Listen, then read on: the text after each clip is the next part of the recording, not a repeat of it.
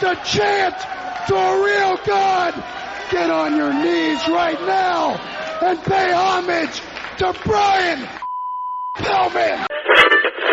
And then on Saturday night, June 22nd, Hardcore Heaven 1996, Paul Varelans of Ultimate Fighting will take on Taz of Extreme Championship Wrestling.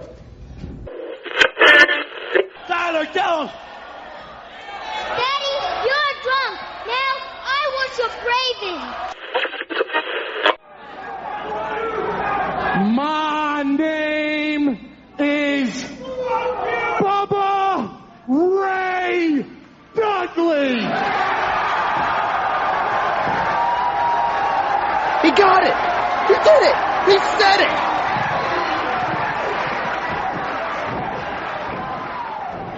Hello, my name is Rory McNamara. Welcome to Volume 3 of the Wrestling 20 Years Ago podcast. Today we're going back in the time machine to June 1996 to look at all things ECW. Volume 1, we'll be taking a look at WWF, specifically the King of the Ring pay-per-view. Volume 2's got all your WCW news, including a look at the Great American Bash. And like I say, we've got a very busy month of ECW action here. I'm joined by Mr. Del Muir. Del, how are you? Hello, Rory. Thanks for joining us. Absolute pleasure. And I've got Stephen Halvorsen. How are you, Stephen, sir? I'm very well, thank you. I'm very glad to hear it. Del, kick us off with the big news this month. Yep, first up, Rory, Brian Pillman made his return to ECW and the wrestling world this month after his automobile accident on the June 1st Fight the Power event. He turned up in a wheelchair, cut a heel promo on Mikey Whitbreak, and then joined forces with Rob Van Dam. However, the real story really came after. It was during an in-ring interview with Joey Styles. Pillman reportedly used the N-word while making reference to the Gangsters. The exact context, the use of the word, these seem to be related to the group NWA, but it is unclear at this point. What is certain is that New Jack berated Pillman backstage for his use of the term, even threatening to immediately quit the company over it, but then reconsidered after pleas from Paul Heyman. Pillman is now officially signed with the WWF. If you've not heard that already, you can hear the full details of that in Volume 1 of this month's show. Although at time of recording, it is still reported they could be appearing at the ECW house shows at the end of the month. Speaking of shoots, ECW staged 2 Taz matches this month, which were both presented as legitimate fights. These took place on 1st of June against the Muay Thai fighter Jason Helton, which Taz won in about 2 minutes. And after a lot of fanfare, UFC's very own Paul Varelans on the 22nd of June, the Hardcore Heaven show, which Taz also won suspiciously easy, albeit with interference from Saturn. Unsurprisingly, neither of these matches were actual shoots, of course.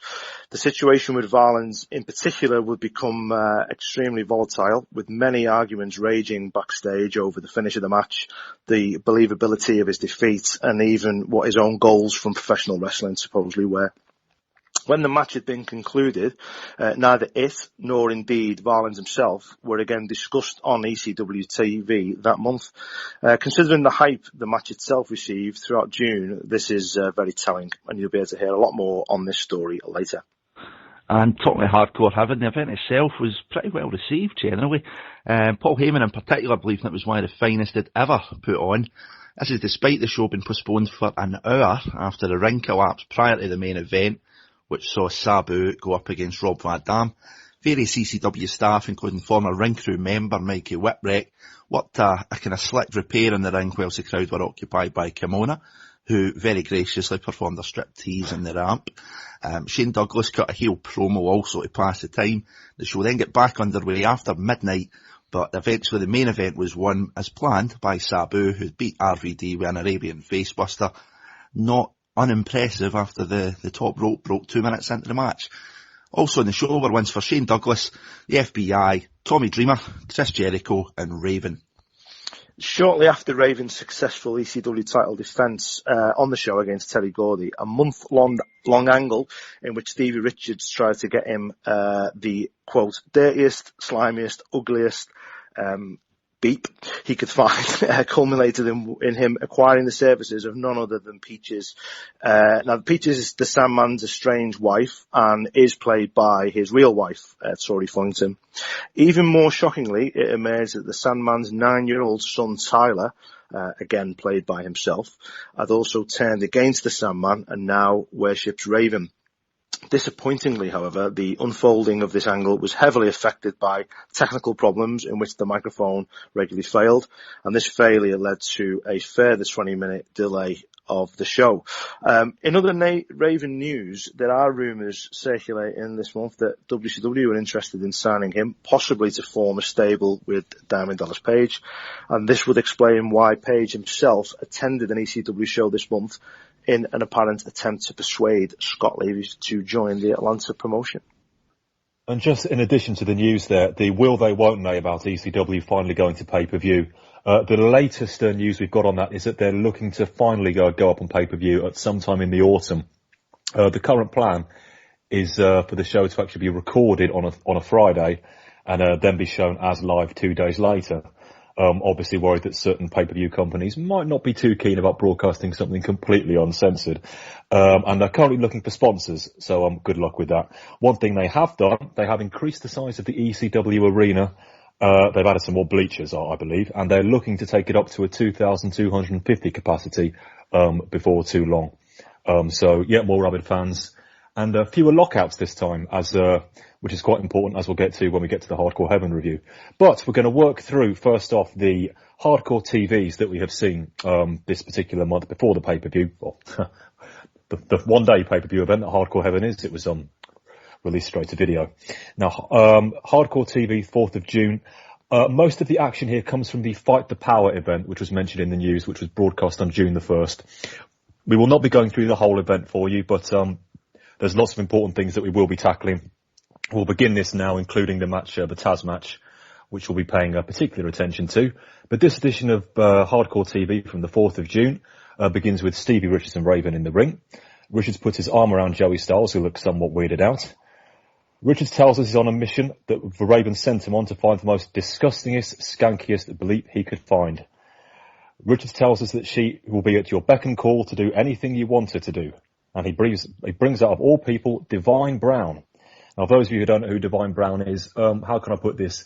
Her profession is even older than that of wrestling, let's say. And she's particularly well known for, I think the phrase is in flagrante delicto with a certain Mr. Hugh Grant a few months ago.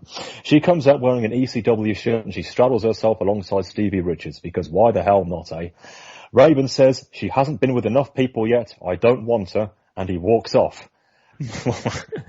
Picky man, picky. We cut back to Joey Styles in front of the ECW backdrop, telling us that Raven might not be happy with women in general. Humorously, Styles suggests that even he himself might have been with Divine Brown. I'm not going to go there. He promotes the big 6-man tag match we'll see later, and then we will get a shoot fight between Muay Thai boxer Jason Helton and Taz, which occurred from Fight the Power. We get a few clips from a Japanese magazine talking about the comments Heyman made re Sabu's broken neck. I mention that because Japanese wrestling magazines, as we know, still treat wrestling as a real sport. And also, brilliantly, the main Japanese wrestling magazine is called Baseball. Really quite brilliant. So we now cut back to Fight the Power, between the shoot fight between Helton and Taz. Joey Styles on commentary says, I don't know much about shoot fighting, which annoyed me a bit because you comment on every match as if it's a shoot, but never mind. The only way to win this contest is via knockout or submission, and it must be said the crowd seemed somewhat subdued during the introductions. We're in with Helton adding a few leg kicks and a few knees and an elbow takedown to Taz. Taz recovers, takes a few kicks and elbows in the face. Some more kicks that, it must be said, look extremely stiff. Then another takedown and a vicious crossface with Taz twisting the arm. Helton favours his left arm. Taz rolls into another leg takedown and stretches him hard. Helton manages to get to the rope. Helton misses a kick, then Taz hits a German Tazplex, just in case you were in any doubt as to whether this was a shoot or not. Helton gets up from that at 7. He then receives a head and arm Tazplex. We then get a Taz mission, and that's enough for the win, which Joey Styles sells as a chokeout. Seems like everybody likes Taz tonight, huh? Well, Taz don't like any one of you.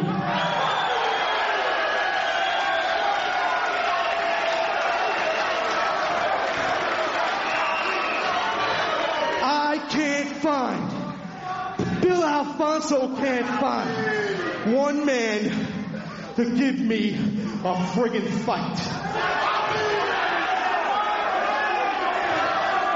One man. That's all I want. He ain't here. I want one man. One tough son of a in this wrestling business. In the sport of shoot fighting. Sit down, you bum.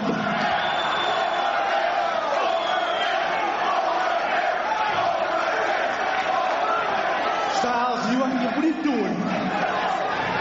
Oh, you want to interview the greatest wrestler in the world? Do it. Got some good news for you. You've been waiting for this. Your challenge has been accepted. Where is he? Bring him out. It's not the guy you're thinking of. No. Over here. Taz. Over. That's right. We got him. It's him. It's Paul Varelans from the Ultimate Fighting Championship. I think I can find some time for you, Taz, out of my busy schedule to come on down and rock and roll with you, little boy. Well, obviously, you big schmuck, you don't know who you're dealing with. Okay? I ain't Ken Shamrock. I'll stretch him. Come on, come on, come on, come on, come on. I'm begging you. Come on. Let him go. Let him go. Come on, you big son of a You want some? Come on, you I'm begging you. Come get some. Come get some. Come on. Taz grabs the mic. He tells us he doesn't like any bleeping one of us. Why can't he find one man to give him a frigging fight? One man, one tough SOB in this wrestling business, shoot fighting anywhere. Rather brilliantly, somebody in the crowd actually offers themselves out. Thankfully, Taz tells him to sit down, because that could have got a bit nasty. Joey Styles hits the ring and says, your challenge has been accepted. And what do you know? It's UFC fighter Paul Varelans in the front row. He says he can find some time in his busy schedule to rock and roll with you, little boy. Taz calls him a big schmuck and offers him into the ring. Varelans gets restrained by various ECW officials. The crowd is still, again, a bit subdued and not quite sure how to react to this one. Taz has a pop at Sabu, because that's what Taz does. Then he calls himself the Ultimate Fighter. Varelans tries again to get back in, but once more officials stop him. This time the crowd are getting into it with big let him go chants. Varelans almost makes it into the ring, then he's told he doesn't belong here. Next time you're in this building, you'll be stretchered out, says Taz. A big fuck you Taz chant goes up. He then says that he wants that scarred up freak. We're out with Joey Styles talking up the polar bear Paul Varelans, and we're going to have a match in a few weeks. Del, what did you make of all this action? The shoot, inverted commas, and the challenge interview at the end? Starting with the fight, I don't know whether it's because I was on in April, Rory, but this was actually a wee bit better for me. It looked more realistic. It was by far no way a shoot fight, but at least it looked a bit better. The suplexes that were getting delivered, at least the kind of one of these money jumps, and it looked a bit more believable. It's one of those things again we spoke about a couple of months ago when I was last on about kind of try to sell this kind of situation to a pro wrestling audience. It's a bit kind of weird. You kind of tweak the curtain a wee bit, but then close it again. It's strange. I thought Taz looked like a star. He was really natural on the mic. I was kind of worried how this was going to go with the full Fonzie stuff when he started it, but the two of them really working good together. The Varelans stuff, for a TV point of view, if you weren't reading newsletters and dirt sheets, it really is quite intriguing. It's kind of built up well. I thought Taz really looked good. It is an improvement with trying to shoot a shoot, but there's still some kind of holes in it, if I'm honest. Steve? Yeah, I mean, what is it they're trying to, they build Taz up as a legit shoot fighter, but what does that mean in a professional wrestling sense? Does that mean that he's the only one that's sort of legit and no one else is? And that's the problem that you've got, I think, when you're trying to bring in people. It's not just bringing in shoot fighters or UFC fighters or whatever. They've always done it whenever they bring a boxer in. What are they saying that, a boxer is sort of more legit than a wrestler, because whenever you see a boxer in the ring, you know, it's normally a big name. They normally present him as a big attraction and stuff like that. So it's difficult to know what they want to do long term with introducing legit sort of shoot fighters. If it's to, as I say, if it's just to get Taz over as a legit shoot fighter, then that's one thing. But then what does that mean to everyone else on the card? You know, are they not legit fighters? So it's a bit of a grey area for me. But the audience started to get into it, and when Varelans came out and we had a bit of the pull apart and the locker room spilled out, I thought that was really good, and it really built the anticipation to see these two go at it. Yeah, I think this, as far as this month went, this was as good as it got, really. I thought the contest itself, I was fairly convinced until the German Tazplex came in. I did somewhat zone out at that point. But up until that, the action, and I'm a complete agnostic when it comes to Ultimate Fighting, I must be honest. But I was there for that minute, and say some of the kicks in particular that they were both hitting. You know, and when I say hitting, those kicks were hitting, and they got me into that moment.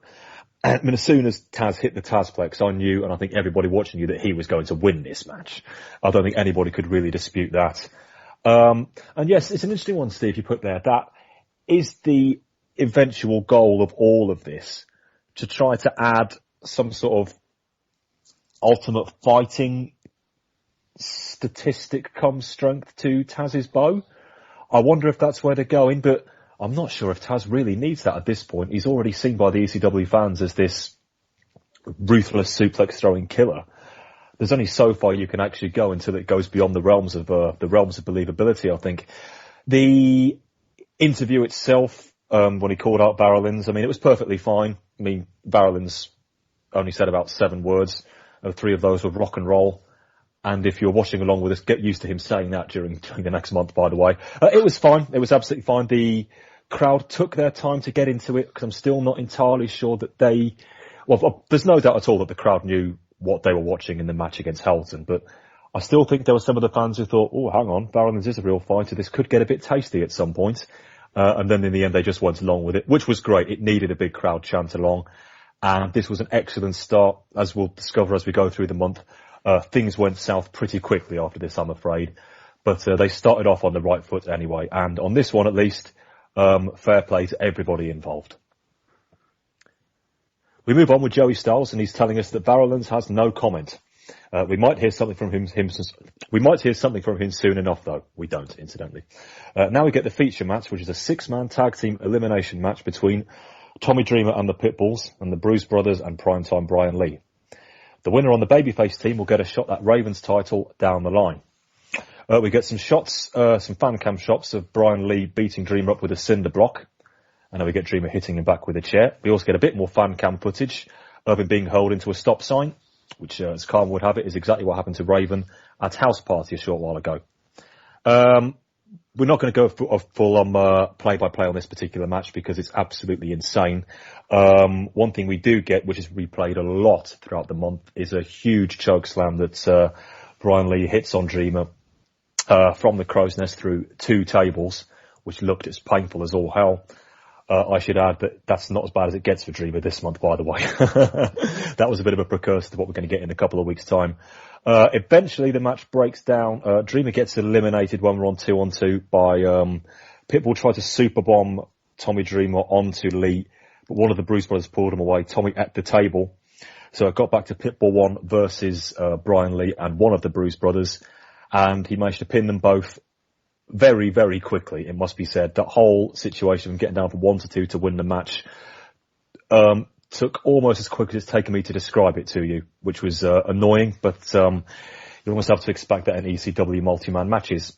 Raven hits the ring and tells us, why don't we make down the line now? And he beats up Pitbull 2, and we have a match for the ECW Championship right this very second.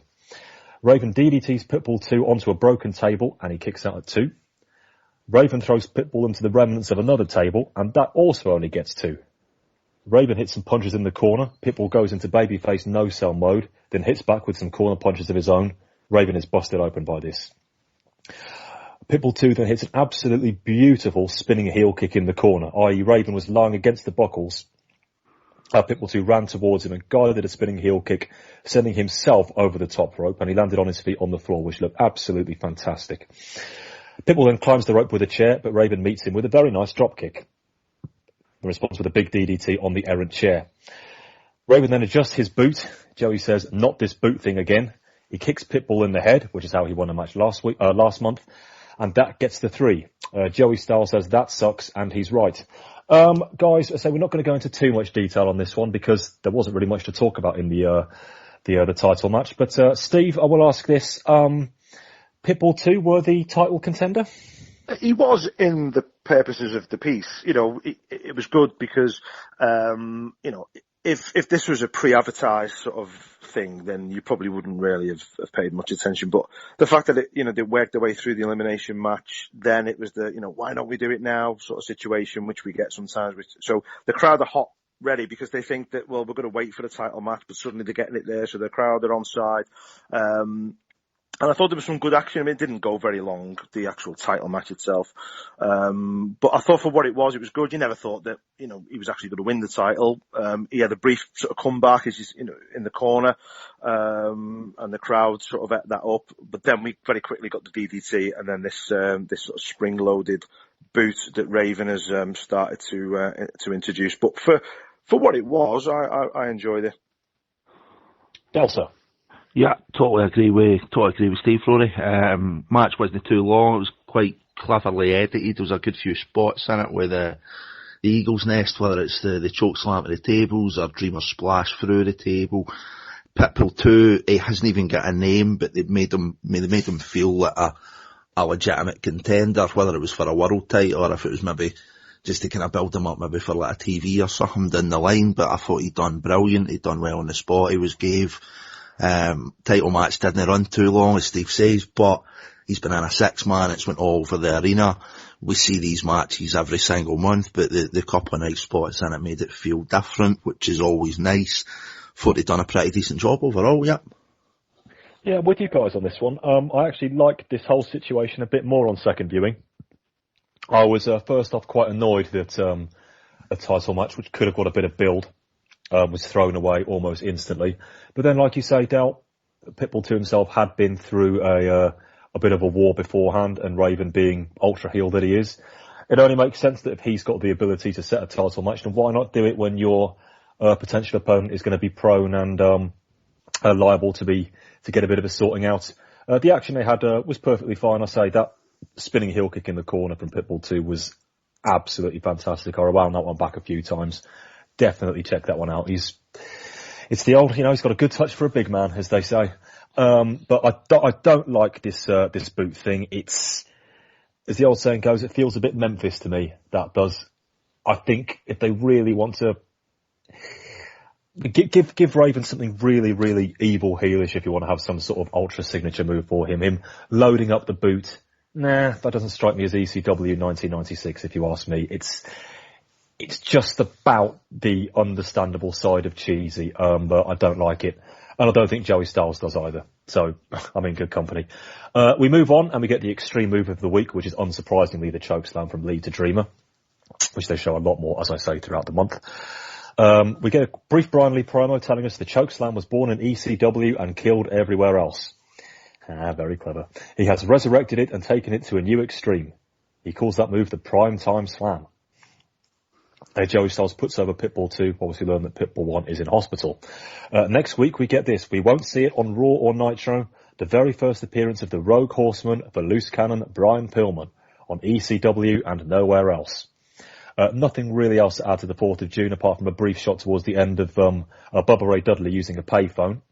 He starts to call Big, what should be Big Dick Dudley. Devon comes in, chases him off and hangs up. That will become important in a couple of weeks' time. That concludes the 4th of June Hardcore TV. We begin the 11th of June 1996 Hardcore TV with a cold open press conference between Taz and Varelans. Varelans gets asked for some comments, and it must be said he seems extremely bored by the whole thing. He talks about watching some ECW Extreme in the past, which is not a good sign. We then get a sort of handshake between him and Taz. Fonzie does his best to save the segment by doing normal Fonzie stuff. Interestingly, Todd Gordon is there to try and add a bit of legitimacy, but other than this, there's very little to note. Joey discusses what we've just seen, and we get footage of Taz choking out various wrestlers, asking can he do the same to the Polar Bear. That match will happen at Hardcore Heaven 96. We then get a match between the FBI and the Dudleys. Bubba gets on the mic and sings Fly Me to the Moo Moon. Close enough. JT Smith tells him that you don't mess with Sinatra. Devon has a pop at Bubba, then runs through the 3 commandments that we all know extremely well. We get a decent match going for about 4 or 5 minutes worth of fair enough action until Devon himself grabs a chair and he hits the referee Pee Wee Moore with it, and we get a DQ. Joey Styles rightly notes that there's not much you can get disqualified for here in ECW. After that, everybody just hits each other with stuff for a bit. Bubba and Devon then threaten to make nice, but then Devon hits him with a chair. He then nails all the other Dudleys. Big Dick Dudley turns up, Devon then scarpers, although the camera doesn't really make that clear. And then we are out. We will see some more from these guys at Hardcore Heaven itself. Now the big news this particular edition, a return of Brian Pillman. We cut back to live action with a hobbling Mikey Whitbreak, who's had his knee drained. He's still fairly over with the crowd as well. And here comes RVD to a chorus of boos. The match starts and a big Van Damme sucks chant goes up. We get a bit of stalling. RVD and Hat Guy have a bit of a set to in the ring, and then we get our usual Sabu chant. Collar and elbow tie up into the corner, which RVD does a backward flip out of. And straight away, here comes Brian Pillman. Brian Pillman! Stop the match! Stop the match! Each and every one of you wants to chant to a real God. Get on your knees right now and pay homage to Brian Pillman right now.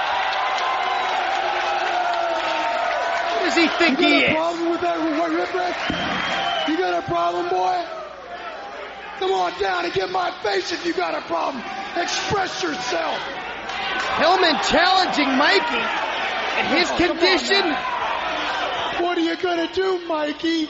Beat up a cripple? Hit a man in a wheelchair? Yeah. Way to go, Mikey! He says that each and every one of you want to chant to a real God. Pay homage to Brian fucking Pillman right now. You got a problem, Whitbreak? Express yourself. What are you going to do, Mikey? Beat up a cripple? Hit a guy in a wheelchair? Mikey rather fantastically responds, yeah, and gets a shot in. Pillman then hits back with a crutch. RVD leaves the ring and joins in, and they beat the absolute hell out of Mikey while Styles expresses dismay. RVD then hits a leaping over the top rope leg drop with the chair positioned on Mikey's face. And then we get the old catch the chair crescent kick.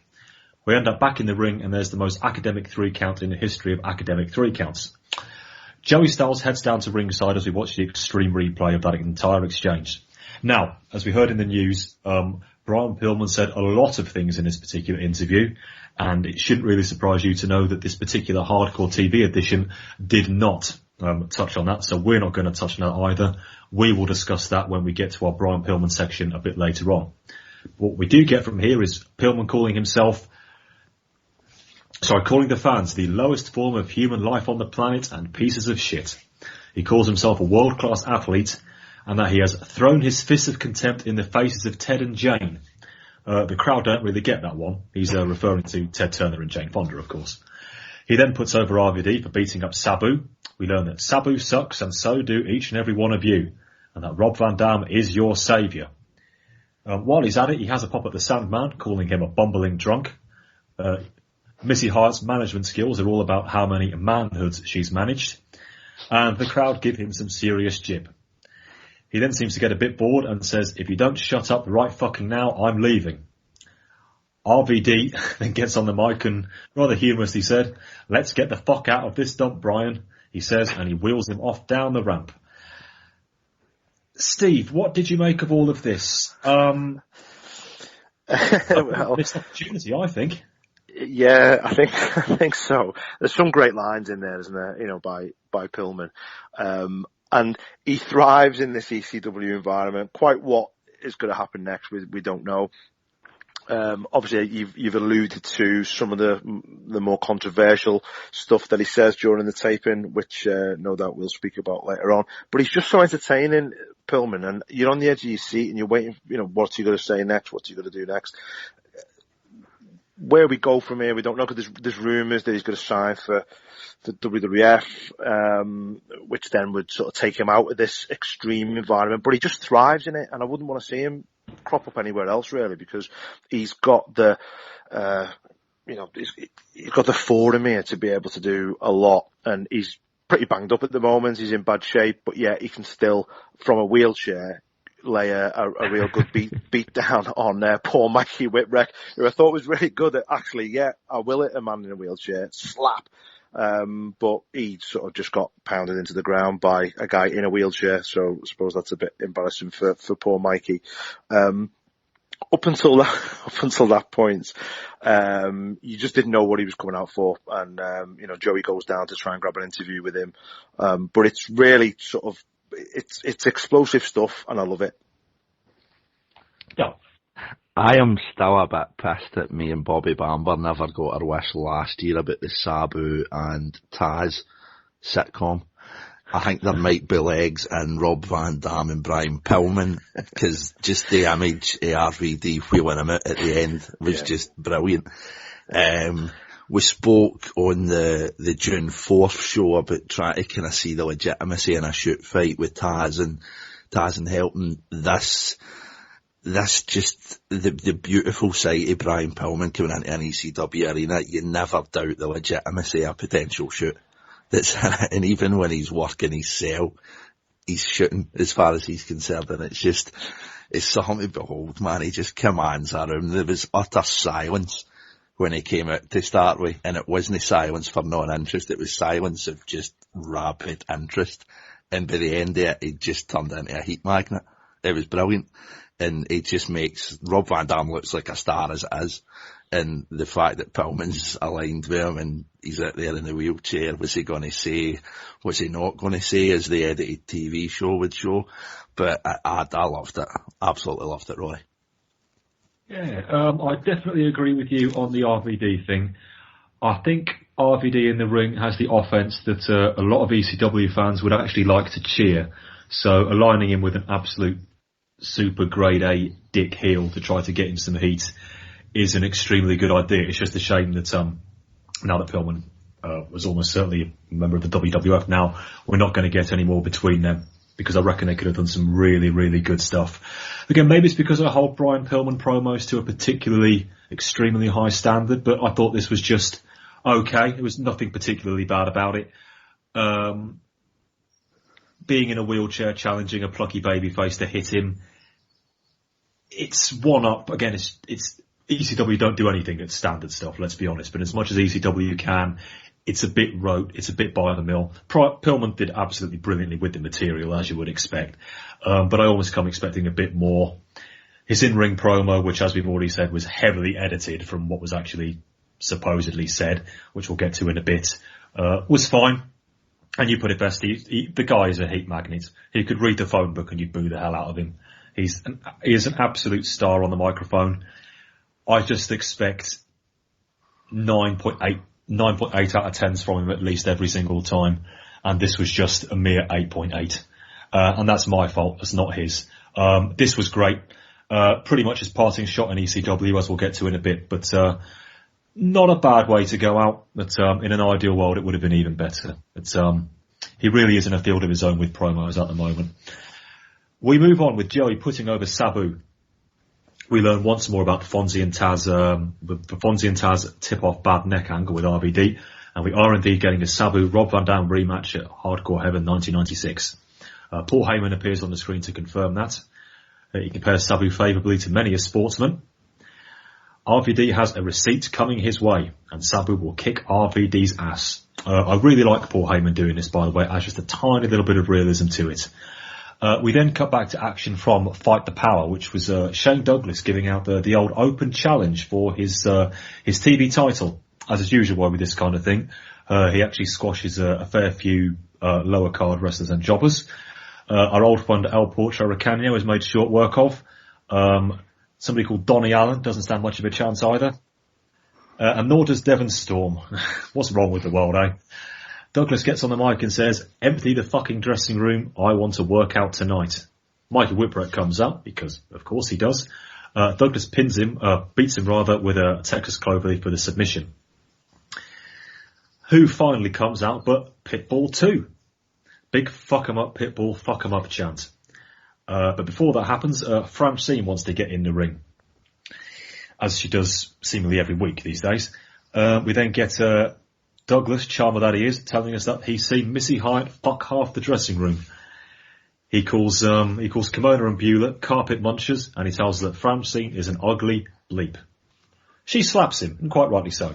She then takes her customary bump of a belly-to-belly suplex. Pitbull 2 then gets laid out with the belt, and then the bell rings, so it looks like we get ourselves a match. It's not a particularly long one. Once again, Pitbull 2 no-sells pretty much everything and kicks out of everything that Douglas can throw at him. We eventually, after a couple of minutes, cut back to our big super bomb, with Pitbull 2 getting the 3 and winning the TV title. We'll talk a little bit more about that in Hardcore Heaven, but that was a very nice moment. It's also worth noting that Shane Douglas, the angle that we discussed last month, that he didn't actually want the TV title, as soon as he lost it, he was actually desperate to grab the belt back, which was a nice little character touch, I thought. Just little things like that do help. And then we get Joey Styles in the back with Shane Douglas interrupting him. I crippled 2 Cold Scorpio for a belt I didn't even want. Just imagine what I'll do to somebody when I do want it. We then get the usual closing interviews. The Dudleys are happy about something. We also see Divine Brown. She is captioned as, oh yes, granted fame by Hugh, calling this place crazy. Stevie tries to acquire her services, but she turns him down. She then appears again, this time with the caption of personal friend of Bill Alfonso. No. Just while I'm considering that, we then get a shot of Fonzie in his swimming trunks in a swimming pool. There's some sick puppies out there, I tell you. We then end with the customary Tommy Dreamer promo, which I'm glad for after this point, in which he tells us, Brian Lee, weapons match, everything you've ever wanted to see in the ring. We then cut to Brian Lee, rather awkwardly, telling us that he is going to carve out Dreamer's soul. The 18th of June Hardcore TV is very recap heavy. The first 5 minutes give us recaps of Varelans, Taz, Dreamer Lee, Dudleys, Douglas, Sabu RVD. Joey then chills Hardcore Heaven for us, and we get a bit of fan cam footage of Lee versus Dreamer. He eventually gets beaten up by the Bruise Brothers, whilst Raven looks on. We also get this very, very interesting comment about Brian Pillman, which I shall provide to you verbatim. Joey says this, on a personal note, congratulations to Brian Pillman. Pause. He's going to use ECW as a forum to express his controversial opinions. Joey then challenges him to bring it on. Now this was very clever because A, it hints at the whole NWA thing without actually mentioning it, and B, it says that, oh look, he's gone to the WWF now. Without hitting us over the head with it, which ECW often do. This was the subtlety which, when they play it right, they get absolutely right. So I thought they played this perfectly. They were quite right to mention it, but they didn't go over the top, which I liked. We then get some more Fight the Power footage of Lord Stevie and Sir Meanie, which is those guys doing a sort of a Blue Bloods takeoff. I've written down here, Richard's British accent is staggeringly shite, and it really, really is. Joey says, after this we might go to war again with Great Britain, and I've got to say, after that accent we might just have a case. He serves Missy Hyatt with a sexual harassment lawsuit. This is a family show, so I won't tell you where he actually puts the subpoena document, but you can probably guess. We then get an appearance from, of all people, Raven's doctor. He says, here's the reason why Stevie Richards is able to wrestle. He then turns to the Sandman, who is also in the ring, calling him James Fullington. We're going absolute shoot crazy this month. Sandman is thankful for the work the doctor did for him. He flew him first class and offered him all he could drink. He doesn't know why the doctor is getting on his case.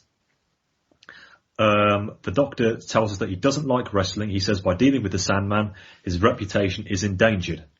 So what does the Sandman do? He then gets Missy to make out with him.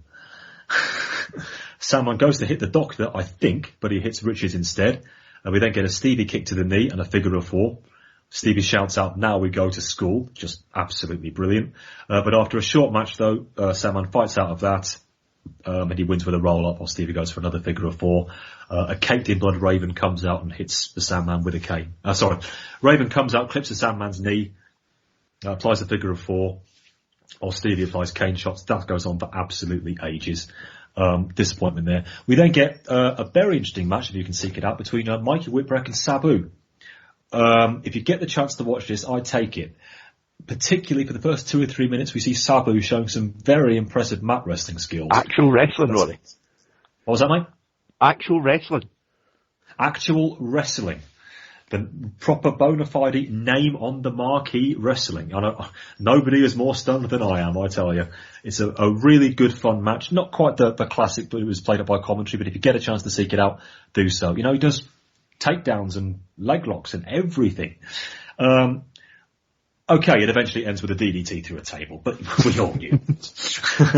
You can't win them all. You can't win them all. Finally, before we hit the pay-per-view review, we get Raven and Stevie Richards in what looks like a playground. Raven asks us, why is he in the playground of his youth? First you brought me Beulah, then you brought me Kimona, then you brought me Divine Brown. But she didn't fit the specifications. She's not disgusting enough. She's not the epitome of women in our society. Once again, ECW women thing we talk about every month. We're then lucky enough to see a virtually naked Blue Meanie going by the name of Blue Dust. Yeah, exactly. The only thing I would say that is of any note about this is that during the takeoff of Goldust, he actually quotes a 1978 Ron Jeremy porn film. Anyway, which is quite humorous. He then does a pointless impression of Dusty Rhodes because, of course, that's not a joke we already get. Raven does a double take, turns to Richards and says, Richards, she's not feminine enough. You catch on fast, sir. We then get our usual pre-big event promos to mark us out. Everybody doing a lot of shouting. Tommy Dreamer shouts, Douglas shouts, the gangsters really bloody shout. We get Varelans telling us he's ready to rock and roll. We then see Stevie Richards hosing down Blue Dust. Hey, I just report these things.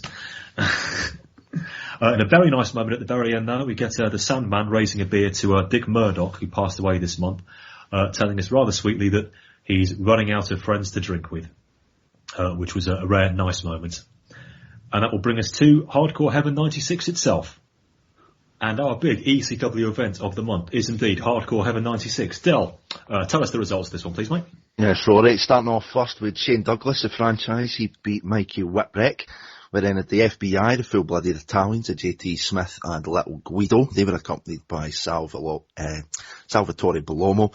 They beat the Dudley Brothers, which was Big Dick and Bubba Ray for this month. They were accompanied by Chubby, Dances With and Sign Guy. They won by DQ. Taz then defeated Paul Varelans in the quote-unquote shoot fight rules match. Raven defended his ECW title against Terry Bam Bam Gordy. The Eliminator scheduled match with the Gangsters ended up in a no contest due to a pre-match pull apart with the Gangsters. They were unable to compete. The Eliminators then fought the Bruise Brothers, again to a no contest. Axel Rotten and Hack Myers, they also ended up in a no contest in a match with the Samoan Gangster Party. Chris Jericho defeated Pitbull number 2, and that was for the ECW TV title. Tommy Dreamer in the semi-main defeated Brian Lee in the weapons match. In the main saw Sabu defeat Rob Van Dam. Steve, what did you make of this event? This was a good show, a really good show. It started red hot. Sandman, set the tone for us with a brutal cane shot, several brutal cane shots to our poor ring announcer. So we had a hot opening. We saw some great matches. And overall, I really enjoyed the event. I thought it was a good, I don't know whether I would have enjoyed it if I was there live. And I know we're going to talk about later on ECW moving to pay-per-view and how that's going to work out for them. They're lucky at the moment that they are able to, pre-record, edit and put together a package on a videotape for us to sit at home and enjoy. I think if I would have been at the event and all of the technical problems that they had, and I'm not getting out till sort of gone midnight or near 1 a.m, I think I might have been a bit upset, particularly with the sort of delay, of, as has been reported, about an hour or so, with the ring and stuff. So I think it was one that I enjoyed, from the comfort of my own home. Whether I would have enjoyed it as much in the arena, I'm not too sure. Yeah. Can I disagree with Steve, Rory? As a videotape experience, 2.5 hours, it's arguably the most solid show I've seen for ECW in a while. Started off pretty decent, as he says, with Sandman. God rest him. The Gertner might be a wee while before we see him back. The brawls were pretty well spread out. Instead of it being brawl, it was well paced this month. A couple of decent matches in the middle. Some issues with some quote-unquote shoots, but overall as a show and a 2.5 hour live tape, pretty impressed. Yeah, I've got to be honest and say I'm not quite as enthusiastic as you two guys, or even Paul Heyman himself. I thought you're right about the pacing, Dale. I think they got that about right, and it wasn't just an absolute brawl fest. However, I think the main issue with this show, which I'll explain more as we get through, is that they paid too much attention to less important things and not enough attention to the most important things. That's not. Are you hinting at the fact that we never saw the Kimona striptease on the tape, Rory? How can I answer this? Yes, is the answer. Well, not on the tape that I was provided anyway. If there's one out there, I shall provide my details at the end. But yes, apart from that obvious fact, they didn't quite go all in at all the times they wanted. There was a lot of good in this show, a lot of very good in this show. But at times they were spreading themselves a bit thin and they made mistakes which they didn't really need to make. And that's in addition with all the technical issues, which I'm going to cut them a little bit of slack on, although they have to apportion a little bit of the blame. But we'll get to that when we get to it. There is a lot of good in this show, and let's begin reviewing it right now. Hardcore Heaven 96. We cold open with announcer Joel Gertner in the ring, trying to say, let's get ready to rumble. Before he gets a chance to finish the sentence, here comes the Sandman, who whacks him from behind with a cane. This, of course, gets him cheers and ECW chants. He celebrates with a beer and a few more cane shots. He then calls Gertner a piece of shit.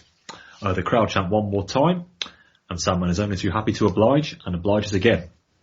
Back on the mic, he asks for that guy who looks like he's been on top of a wedding cake to come out. He, of course, means ring announcer Bob Ortiz. Sandman basically strong-arms him into being the ring announcer for today, saying he'd better be good. Missy Hite whacks a kisser on him, because that's what she does, and we have our ring announcer for the day. It's good to know that the Sandman has this sort of power, incidentally.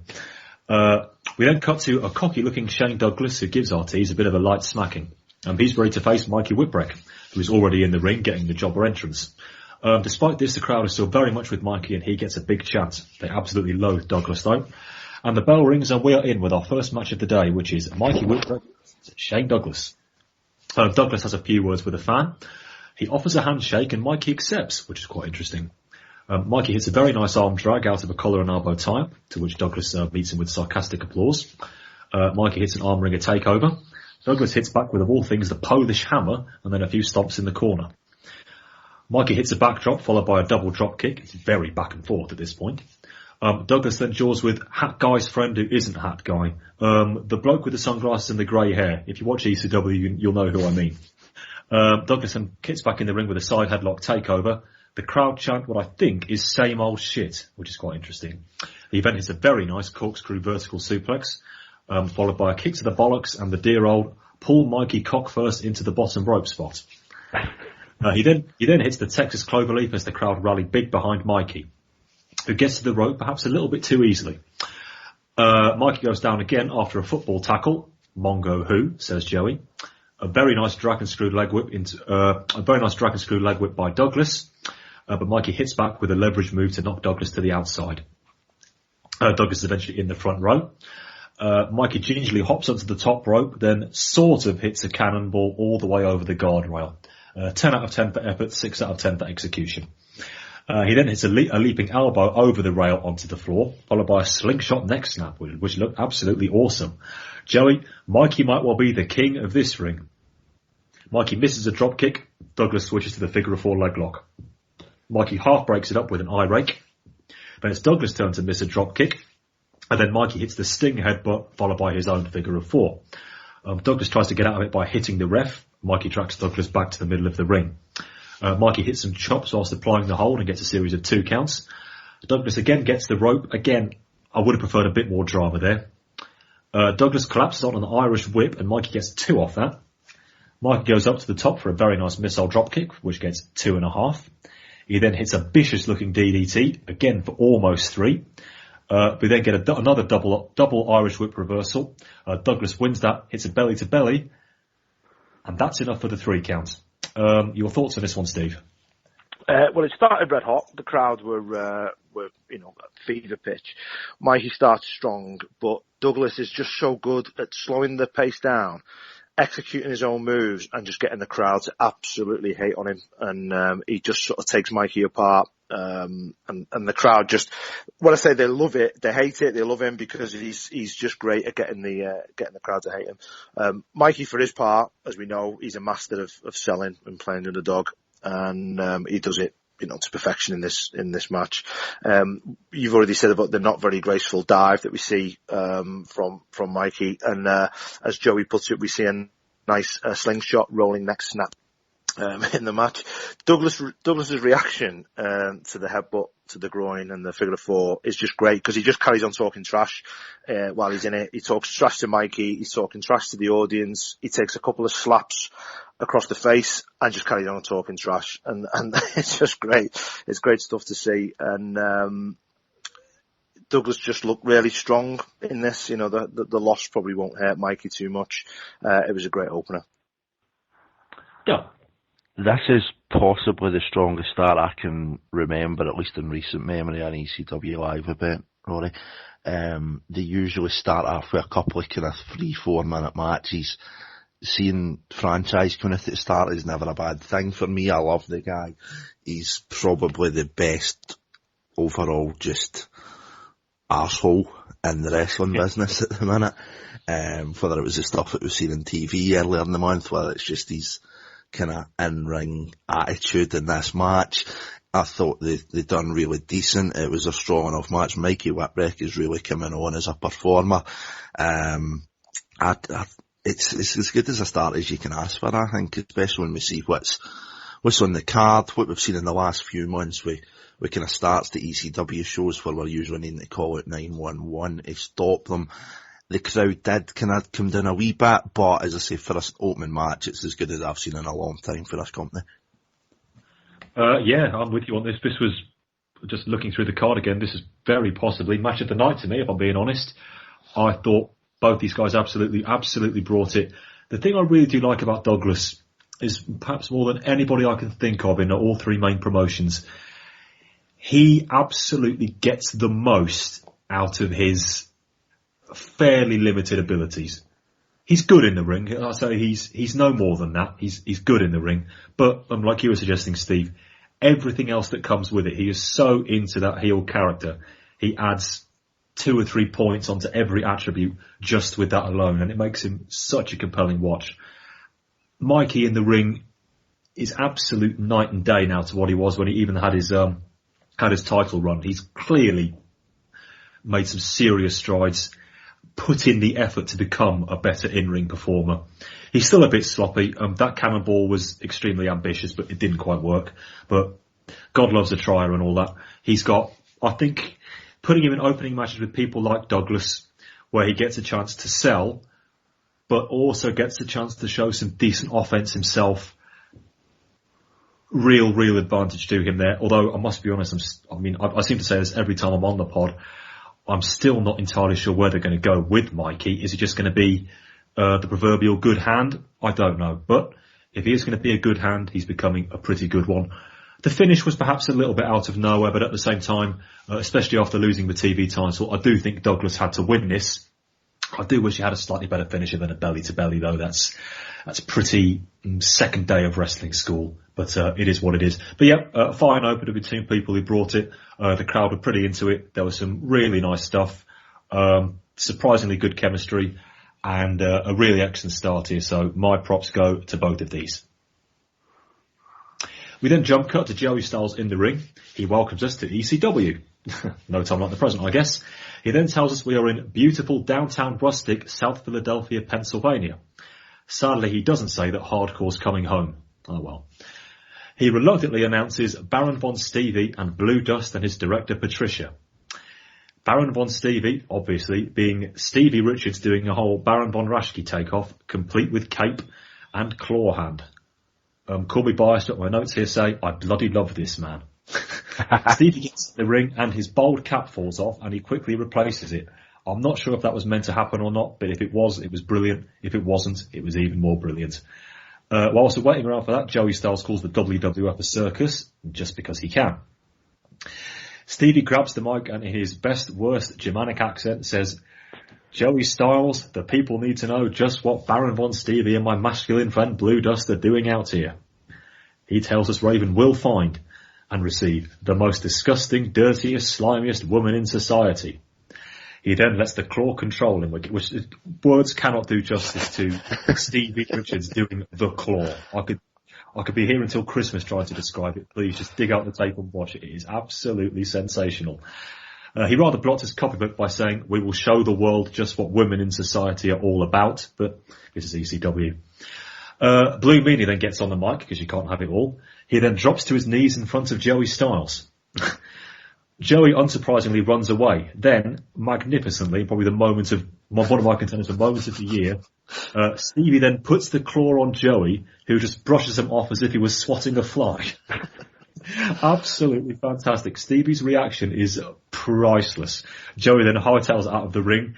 Stevie is looking at his claw hand, wondering what went wrong, while still letting the claw control him.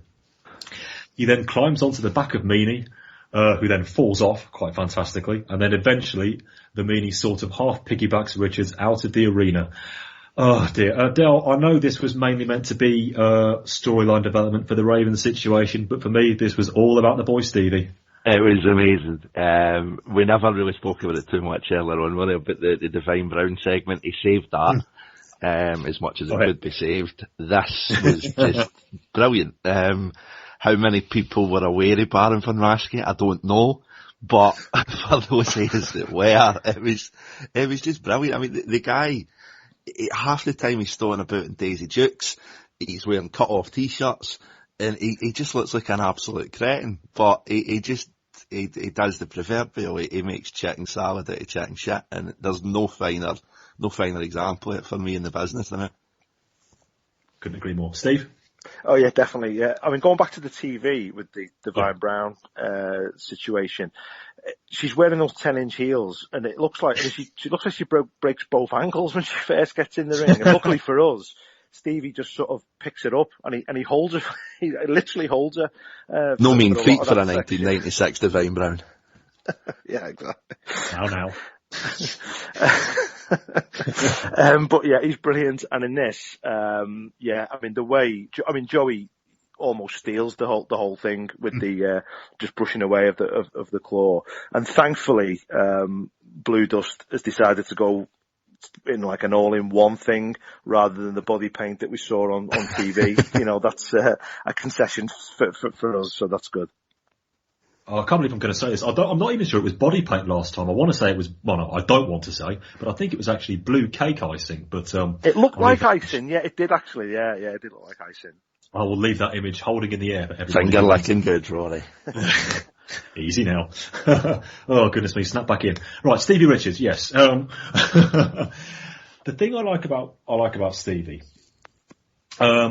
it's actually the thing I like about Joey Styles as well, is that they are the only two people, I think, in the whole of the absolutely insane universe that is ECW, who seem to understand what ECW actually is.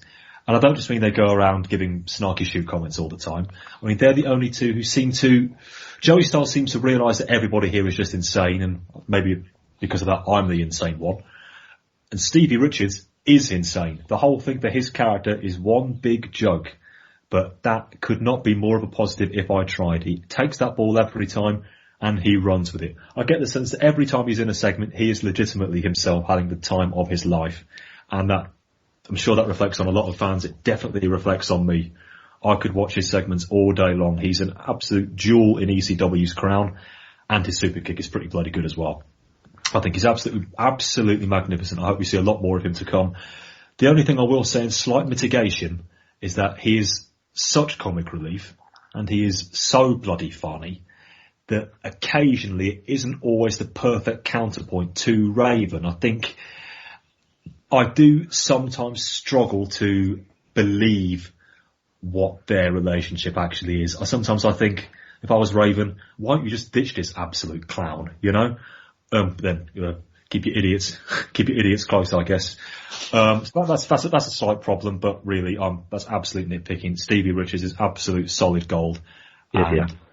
Just fantastic. We reset with the FBI coming down to the ring. They do a pose-off thing when they get there. JT Smith grabs the mic and he announces a surprise. And that surprise is, of all people, Wildman Sal Balomo, who we haven't seen since the 12th of Never. The crowd are very happy to see him because they greet him with chants of "You fat fuck." He grabs the mic and says some stuff in Italian. Casual racist Joey Styles says maybe he just ordered some dinner. Here come the Dudley clan. Bubba wandering down with a smile and a chair. Bubba gets in the ring and he quite simply kicks Sal up the arse twice. DW Dudley gets announced as WD Dudley, and judging by everybody's reaction, I don't think that was intentional, but never mind. Bubba Ray Dudley then grabs the mic. He then tells Devon that Big Dick Dudley is here. The crowd, of course, chant, "What's your name?" He then sings "Fly Me to the Moon" again, whilst doing what looks like the wanker sign.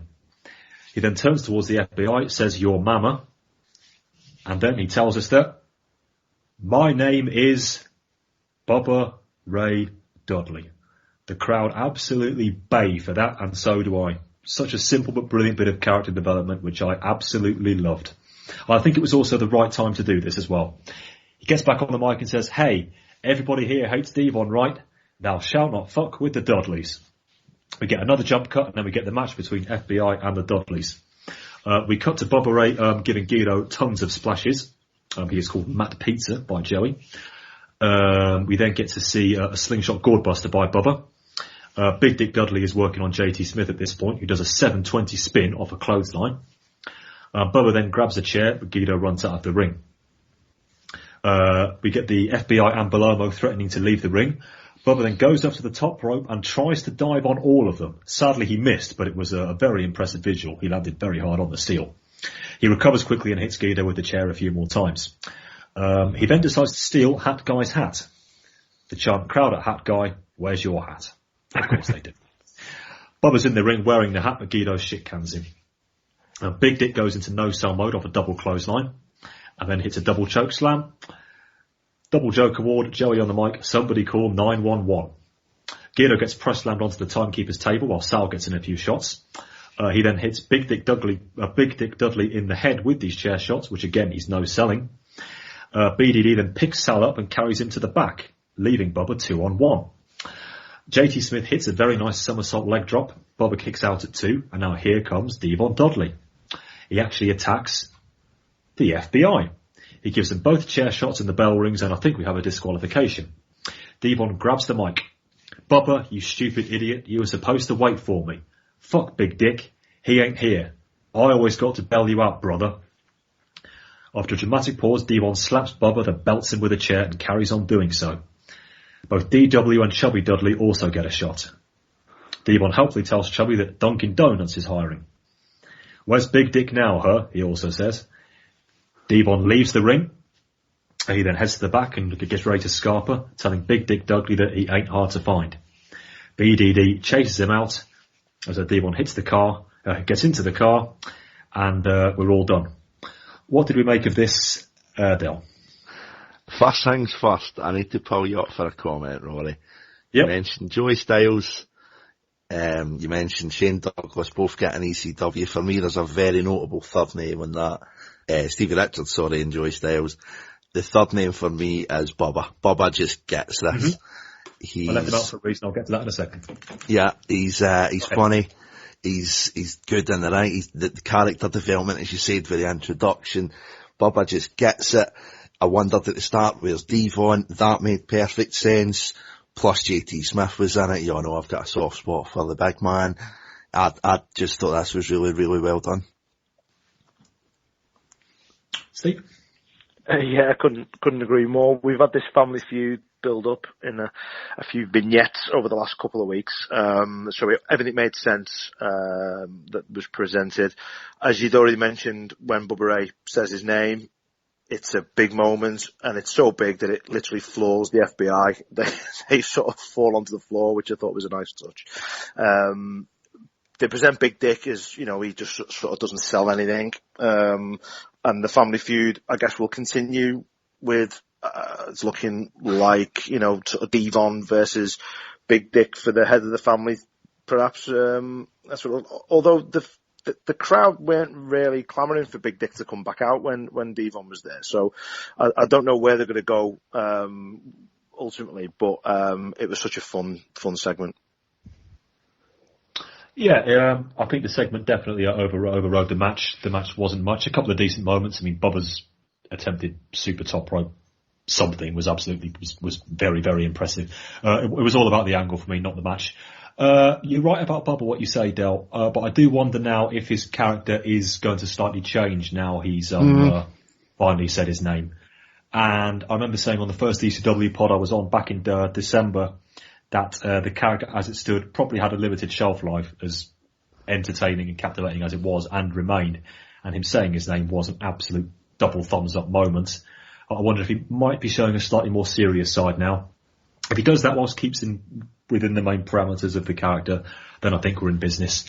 But yes, I agree with you, Steve. It looks to me as though we're going to be getting at some point some kind of Devon versus Big Dick Dudley. I'm not absolutely sure that's a match I particularly want to see. No. I'm not a fan of Big Dick Dudley in the ring. And also from a storytelling perspective, I don't think they've really got over the sense which they're trying to tell us that he's the kind of the figurehead of the family. That's a story they need to start telling fast if they really want to make this match mean anything. It's implied, but it's not being made full at this point, and I think that's an issue. I do get the impression that is where we're going with this one. But Bubba is and always will be an absolute star. Now we are in with the match of the century, my words, not theirs, between Taz and Paul Varelans. Taz comes out with Fonzie. We also know, very interestingly, that outside the ring we have the Eliminators, RVD and Shane Douglas. More on that in a second. Who's undefeated in ECW, says Fonzie to the microphone. And here comes Paul Varelans to the ring, with again, very little fanfare. We are told that this is under shoot fight rules. You win with a KO, submission, or your opponent not answering a 10 count. Paul Varelans introduced to the crowd. He gets polite applause, but he gets a few boos as well. And Taz gets pretty much the same response. Fonzie, being Fonzie, tells Varelans that he's lucky I won't stretch you myself. You're going to get choked out tonight. In a moment which floored me when I read it and heard it for about 10,000 times, Joey says, hello, a very cheery hello to any UFC fans who might be watching. I could stay here and talk all night long. I'm calling my second shoot fight here, as I grumble underneath my breath. The bell rings and we finally get to the one we've all been waiting for. Taz versus Paul Varelans. And this really is the play-by-play that I'm going to give you.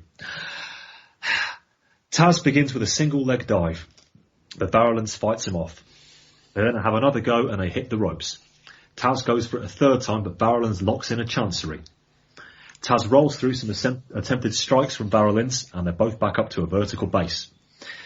Joey Styles on commentary. Varelans is not shot, he only counter-wrestled. I'm not even going there. Taz hits a double-leg takedown, but Varelans is able to block the punches. Varelans in with a Fujiwara armbar, but Taz fights that off into the ropes as well. We again get a mild UFC chant from the crowd. Varelans gives us a few light knees, and he knocks down Taz. And then from out of nowhere, Perry Saturn, comes off the top rope with a drop kick. Taz recovers and hits a T-bone suplex. He then puts Paul Varelans in the Taz mission. Paul Varelans taps out. I have written in my notes, what a bloody swizz. All of that for all of this. Taz celebrates in the ring. At this point, it's worth noting that Paul Varelans has already left. A big and entirely deserved bullshit chant goes up. Taz, rather intelligently, however, grabs the mic.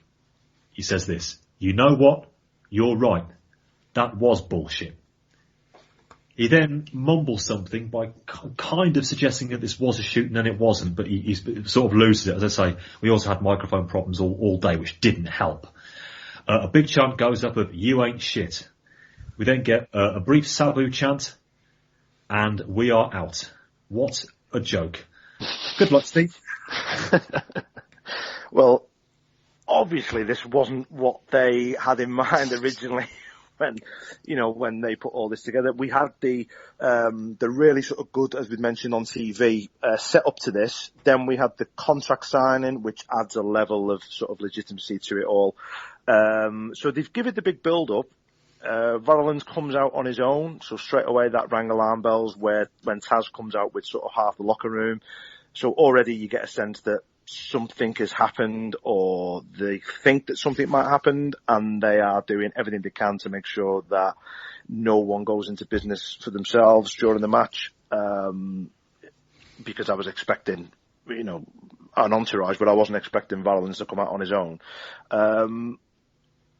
After the initial couple of seconds, it becomes very clear that we're not getting anything even close to a shoot. The kicks from Varelans are not, they're not only awkward, but they're horrible. And Taz is in total control of this from start to finish. Varelans just looks horrendous. And then very quickly, we've got Saturn hitting the ring. Varelans does the job, but as you say, he just disappears. He looked awful. The crowd didn't buy it. And also on top of all that, from what we read, poor Varelans didn't even get his blowjob backstage that was promised to him. So a bad night all round for everyone. And then the crowd hit a quite base but sort of quite good UF shit chant, which I thought was quite fun. Yes, that's what it was. UF shit, they say, which is quite basic, but did the job. And then before they just switched to a Sabu chant, and that's it. Taz does his best to save it on the mic, as you say, by suggesting that, actually this was bullshit, and, we know it's bullshit, but we don't really get a satisfying conclusion to it, and it's just never mentioned again. Never mentioned again. I quite like the sound of that, actually. Del. It was no Shamrock 7, but I don't know. I wasn't quite as bad on this as used to. I mean, it wasn't really good, but the build up, as Steve says, the bit where the contract signing, the videos that were quite smartly produced, as ECW usually does. They're very good with an editor. The start of the match, I mean, I know it only went 2 minutes, but as Steve was saying as well, the first kind of half minute or so, it looked alright. It was more legit, as I said, than some of the shoots we've seen with Taz before, when you get people jumping 10 feet in the air to help him with a suplex. This was a wee bit more legit looking. Probably 90% of that was due to the fact that these two clearly had issues. But there was some takedowns in it, there was some guards getting through up in it. The kicks weren't much, but it was good on paper. It didn't come off on TV. Taz tried his best at the end. I thought it kind of blurred the lines very, very much with the post-match promo. It wasn't quite as bad as it's been made out to be, but dare I say, if it wasn't here, then it wouldn't really be missing much as a show. But with the build-up that they gave it, they had to get some kind of attention. But it's over, it's done with. I don't know really what the end goal was meant to be in paper, but it filled a spot. For what it's worth, though, I thought it wasn't that bad. It could have been a contender, couldn't it? I was absolutely speechless as soon as I saw Perry Saturn, again, Saturn, climb the ropes and hit a drop kick on a UFC fighter. And that was enough for the ECW wrestler to hit a T-bone suplex and his finishing move and defeat a fighter in 2 minutes. I thought, okay, what was the point of this? Thankfully, he had his good eye on Paul Varelans, so at least they got the target. Oh, goodness me, you're on today, aren't you? That could have been nasty. After all of this, what was this meant to prove? Now, having read through the observers for this particular month, there was huge debates Huge debates backstage as to what this match was actually going to be. It was decided a few days before the event that this was absolutely going to be a worked contest, as if anybody doubted that there was going to be anything else. There was a little bit of talk, supposedly, that they were actually going to go out there and have a real shoot, but if you're asking me, I think that's a complete non-starter. Now, it appears as though Varelans actually winning the match was never seriously considered. The main debates were on how Varelans was going to lose. It was originally suggested to him that he was going to do an absolutely clean job, but he turned that one down flat. There's also a lot of discussion about whether or not he, or whether Paul Heyman agreed or then disagreed over the suggestion that both of the eliminators were going to come in and hit him with total elimination. Now, as it turns out, we got the horrible little compromise that was, I'm going to say it again, Perry Saturn hitting a dropkick. Is that really the best that they could do? And looking at all the available options, I honestly think that it was. On the outside, we had him, we had RVD, we had the Eliminators, we had RVD, and we had Shane Douglas. Supposedly, they were out there in case things got a little bit genuinely heated in there. Whether I would really want RVD in there throwing spin kicks, this is another matter of ups and danger, but, you know, we are where we are. And it just looked right from the start of this match as that ECW were trying far too hard to cover their own backs. They'd almost admitted defeat on this one before they'd actually got the match going. And for what it's worth, I'm kind of with you, Del. What we got to see was only 2 minutes, but it actually wasn't completely without merit. I'm with you on that. But there was still very little. I mean, it does raise the question of, okay, what you're going to see. You're not going to get a 25-minute worked wrestling match between these two. You're not going to see that. But in the end, it was neither one thing or the other.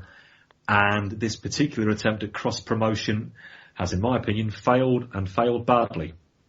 Mr. Bob Bamber, would you like to come in with a few words on this one? Yes, I always like to remind people that I'm around, even on shows I'm not on. But yeah, an interesting, probably not to necessarily add to the discussion, although I would probably say I hated it as much as the collective three of you did. But more just a little bit of context for those people that haven't really got much exposure to MMA. We've done 4 podcasts on that so far, so if you're looking for a bit more of an introduction to that, including some fights from Paul Varelans, you can hear those on there. But kind of like you guys, I don't really know what they were trying to achieve with this. In that, I think the idea was, well, if we have, Taz go over a shoot fighter, it will lend credibility to Taz as this legitimate guy. But they never really thought how they were going to get there.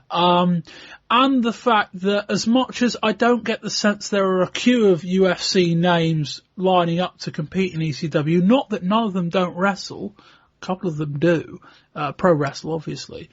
But in terms of which UFC name you could have got from a aesthetics point of view, as much as Paul Varelans is a big guy, he is not an aggressive fighter. He's a very defensive kind of fighter. The losses we'd seen him sustain in UFC have been results of him not kind of going in too hard or getting caught, more just a case of him getting kind of chopped down. Basically on the point that, he's generally much larger than his opponents. But yeah, it was a nice idea. I get the sense that Paul Varelans was interested in being pro wrestler as Paul Varelans the person, not as Paul Varelans the UFC fighter, which I don't think helped. But yeah, you go into a situation where, you try and say something's real when everyone knows it's not. And it looks, and let's be honest, it looks shit. It looked like no fight that's ever happened, and it was completely unbelievable. We saw it in the fight earlier in the month. You're trying to say this is a shoot fight, and you've got guys going up for suplexes. You weigh all that in, and you kind of go, was it worth the effort? And I think the biggest telling point of view, one was Taz's post-match promo, which was telling enough as it was, but also the fact they just haven't gone back to it. I don't think people will remember it. Well, maybe they will on the basis that it was just so bad. But I think if ECW do their best to gloss over it as quick as they can, maybe people will forget it. But we were discussing it a couple of months ago, it looks shit going in. This whole thing of trying to present shoot fights, on a show that's otherwise worked, doesn't make any sense. But the real issue they had was that it would have been okay had it looked like a good fight. It looked like a horrendous fight. And I think, Rory, you say, what would have been the better option? I don't know that it would have been the end of the world just to let them fight. Varelans wouldn't have kicked Taz's ass. He's not that kind of fighter. He probably would have beaten him. In fact, I'm sure he would have beaten him. But in terms of what was the way of making this work the best, just let him go. That's probably where I'd come for it from. Would a legitimate defeat for Taz hurt him, do you think? No, I think if enough people saw it and believed it to be real, and this is the kind of audience where if word gets out that it was a shoot fight, they'd probably find it.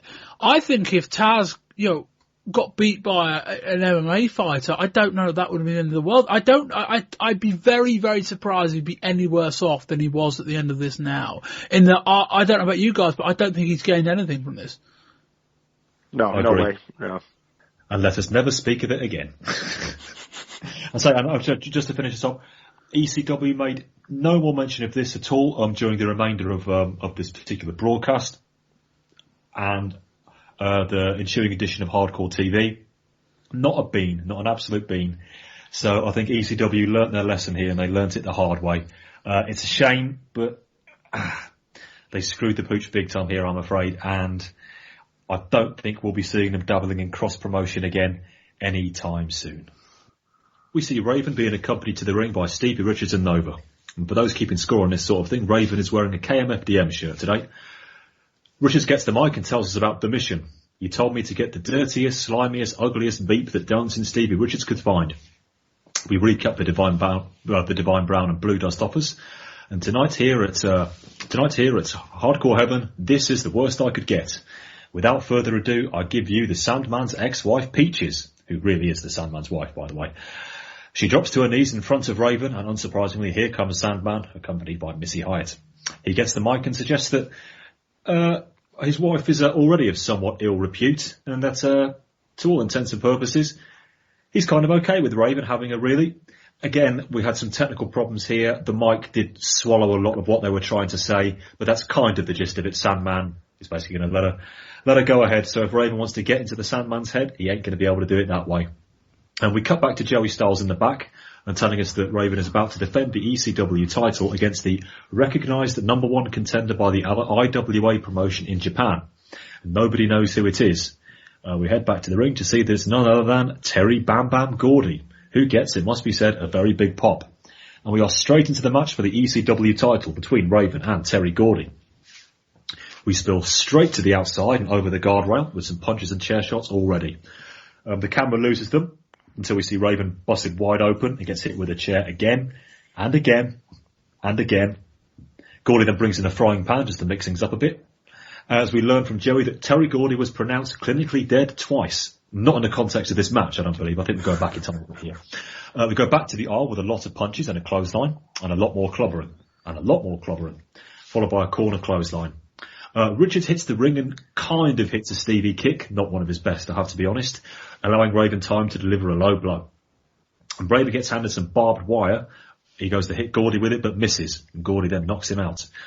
Gordy applies the Oriental Spike, which to my eyes is just basically a sleeper hold, while Richards and Nova hit the ring to try to drag him off.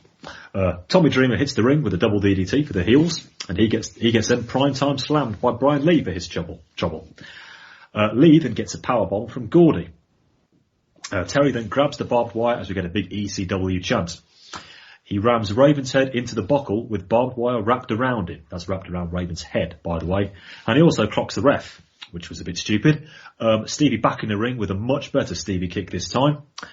Raven hits a DDT, and that's enough for the 3 count. We'll talk about the match before we get to the post-match stuff. Dale, what do you make of this? I was very surprised with the appearance of Bam Bam. I do have a lot of time from the last time I seen him was IWA King of the Deathmatch tournament, but I've got a lot of time for the boy. I don't know whether it's just because he's a big fella and he's a bit simple. I've got an affinity with him, but I like Bam Bam Gordy. It's better than the time that, who was it that showed up for Shine Douglas again? I think it was it,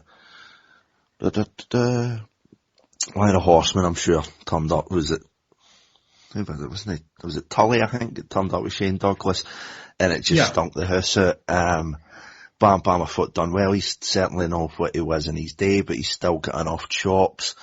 The match itself, a bit kind of slow paced at parts, but I had a lot of time for it. It never went too long, which was good. It was smartly edited, which was good. There's obviously the stuff that will come on to, which gave it that extra wee bit of spice. But for what it was, I thought it was pretty good. Steve? Yeah, definitely. They made Gordy look like a monster when he come out. I mean, he's had his demons, as we know, but you know, whether it's just a one-off, one-night sort of thing, he looked fantastic. You know, he hit everything that he wanted to hit. I think there was already the power bomb that sort of let him down a bit, that he give to Brian Lee. But no, I thought it was great. It didn't go too long. It didn't overstay, and then we went into some sort of interesting post-match stuff, didn't we? To say the very least. I wasn't too hot on this match, I'm afraid. I've never been a massive fan of Terry Gordy, I've got to be honest. They played to his strengths here, which was basically punch, kick, chair shot. It was only about 4 or 5 minutes, which it needed to be. Anything else, and his obvious limitations would have been exposed. But again, it goes back to the point we make a lot on this pod. The ECW title is almost the afterthought sometimes. I mean, this is a big event, and Raven didn't even know who he was going to be facing. Nobody knew who he was going to be facing until the match itself begun. I know ECW, they've also got so many other things going on, but you've got to make your main title mean something. And this match for me was nothing, and it did nobody any favours. But we have got a fair bit of post-match stuff to discuss. So, here we go.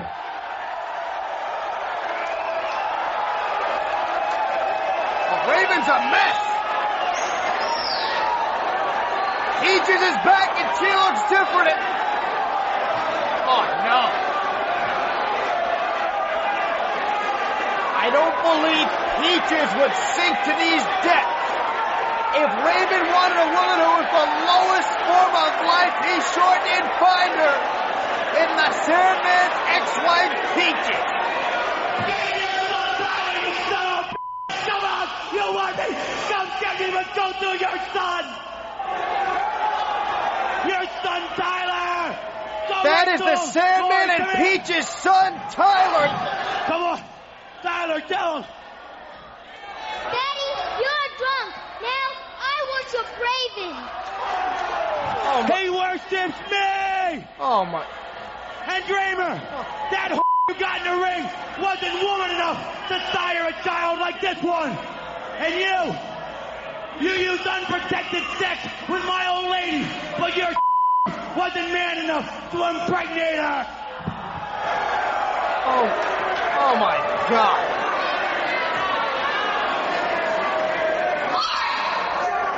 Everybody in this ring has seen Sandman kick your ass.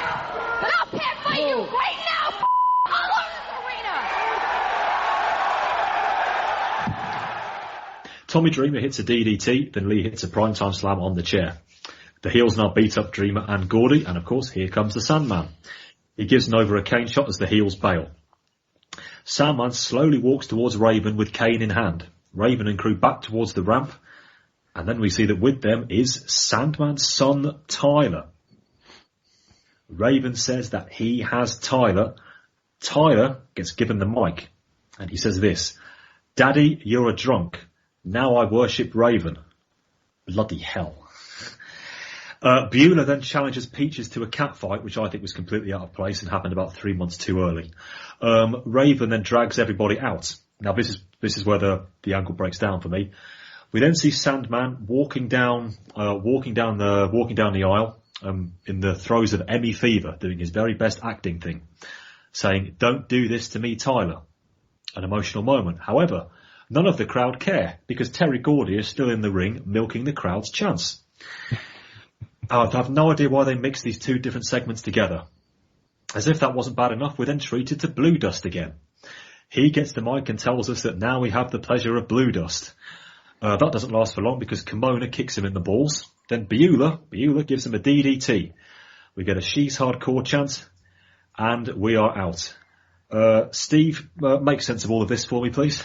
I don't think I can. Look, anything goes in professional wrestling. You know, we know that it exists in its own world, especially ECW, and there are things that, you know, if they were presented outside of that world, you know, fake heart attacks and things like that, they'd be in very bad taste, you know, and we accept that. And on the whole, you know, things like this can be accepted because it's happening in wrestling and it's okay and we treat it differently, and generally I'm okay with that.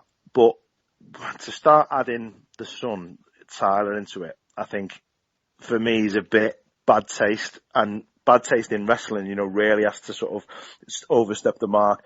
I don't think the kid looked very comfortable being out there. I don't know how old he is. He's 9. So, you know, I mean, he's not even a teenager who might have thought that this was absolutely fantastic. I'm sure he got a kick out of it to be able to sort of talk on the microphone, and, you know, he delivered his line.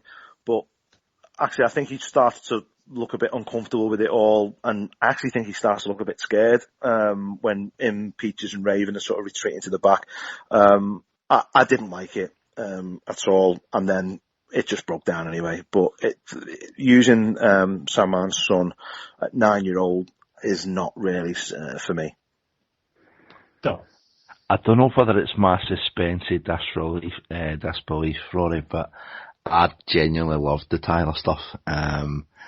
It was, for as much as I usually praise ECW for their smart edits, it was pretty cut together with the bam flashes and then the Blue Dust and Beulah bits, and that works in its own entity. But when you're finishing something with it, not even Sandman, Jim Fullington's kid coming out and saying, "Daddy, you're a drunk, I worship Raven," and even the bit that Steve was into where it's like, he's not a natural, but for a 9-year-old kid, I don't know whether I'm just reading too much into it and I'm just an ECW fanboy too much at heart. I thought that actually played into the Raven character where he's clearly just brainwashed this boy. And I thought it was really, really smart storytelling. It just wasn't quite as good as it could have been just with the edit of the tape. I imagine that would be a similar cast off with the live show. But for a storytelling point of view, I thought it was pretty special stuff. Well, it was different, I'll give them that. They always have to go a bit further, don't they, ECW? WWF tries to ratchet things up by suggesting that their WWF champion likes to put it about a bit. WCW ratchet things up by having 2 people coming from another organisation threatening to take over. But that's nothing compared to ECW, but somebody turn against them. Trump card Paul Heyman. Now, I did not like this angle, I must be honest. This is going too far. I wouldn't have had a problem if we'd have some sort of promo with... What I would have done, if fantasy booking happened, I would have got rid of the section at the start where Sandman said he wasn't really bothered about his ex-wife aligning with Raven. I would have got rid of that completely. I would have had the reveal at the end with Peaches, and then I would have had Raven cut a promo, and then maybe suggesting something like, oh, maybe your son's involved as well. I don't think we needed to see Tyler out there, and I agree with you, Steve. He looked very uncomfortable, and we can't blame him for that at all. And he was clearly waiting for his cue as well.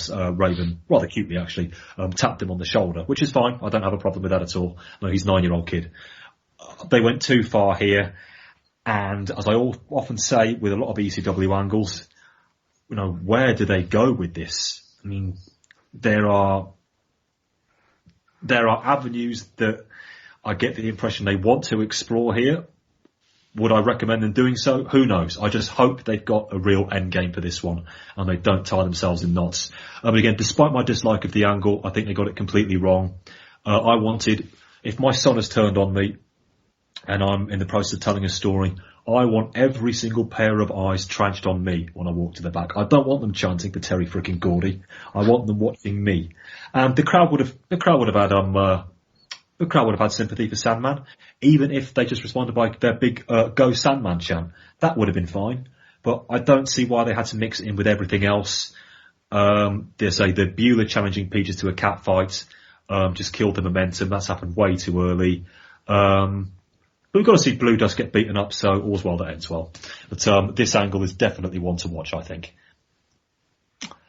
We reset with a jump cut to New Jack and Mustafa, who were told their last shot at the tag team titles. And before they get to the ring, the Samoan Gangster Party, Sabu the Silk and Mac Daddy Kane, attack them from behind, and we have ourselves a brawl. Here come the Bruce Brothers who beat up Jack. While all this is going on, the Eliminators are waiting in the ring. The Samoans are eventually sent to the back, and the Harris Brothers just kind of sort of disappear as well. Joey asks, so now what? New Jack is busted wide open at this point, and he and Mustafa are helped out. Sutton gets on the mic saying that he didn't want the Bruce Brothers' help and challenges them to a title match. So I guess that's what we've got now. Eliminators versus the Bruce Brothers. Sutton hits a Savate kick, then a scoop slam and an elbow. Cronus hits a very nice spinning back elbow on the other Bruce brother. Sutton and Cronus then get taken to the outside and thrown into and then through a table. We then get a generous ECW chant for that one. Standard crowd brawl. Joey Styles. Any resemblance to a sanctioned wrestling match is purely coincidental. Sutton misses a moonsault and Cronus gets double kicked. Now the Gangsters hit the ring again, wearing bandages, which looks a little hokey to me, and they attack everybody. Bin and chair shots for anything that moves. The Gangsters clear the ring. It's true what they say, payback is a bitch. And everyone then spills to the outside, and we have ourselves a Pier 6. The refs are back, the Gangsters crawl back into the ring, and they sort of celebrate with their flag. We then get another jump cut, because we haven't had enough of those today, to in the ring Axel Rotten and the extreme shot of ECW, Hack Myers. They are introduced as being against the Gangsters of Paradise, and bearing in mind 5 minutes ago they were called the Samoan Gangster Party. The crowd chant "Who gives a fuck" at this one. Axel and Kane start with some punches. Kane overpowers him to some Yokozuna chants, which is just absolutely fantastic. Rotten blocks a clothesline and gets two from a clothesline of his own. The Shah comes in with punches. He exchanges those with Samu as the crowd chant "Shah, Shah, Shah." The Gangsters hit a double headbutt, and as soon as they do, the Gangsters are back out again. Now come the Eliminators. Now come the Bruise Brothers. Everyone attacks everyone. And then, because everyone's having so much fun, the rest of the locker room hit the ring. I'm beginning to see how the ring broke at this point. Joey threatens to call the Riot Squad, whilst everybody in the ring beats up everybody in the ring. It's absolute chaos, and this goes on for ages and ages and ages, to the point where the crowd actually get pretty quiet. They rally with an ECW chant, and then we are out. Del, your thoughts? There's essentially what's on paper 3 matches in this.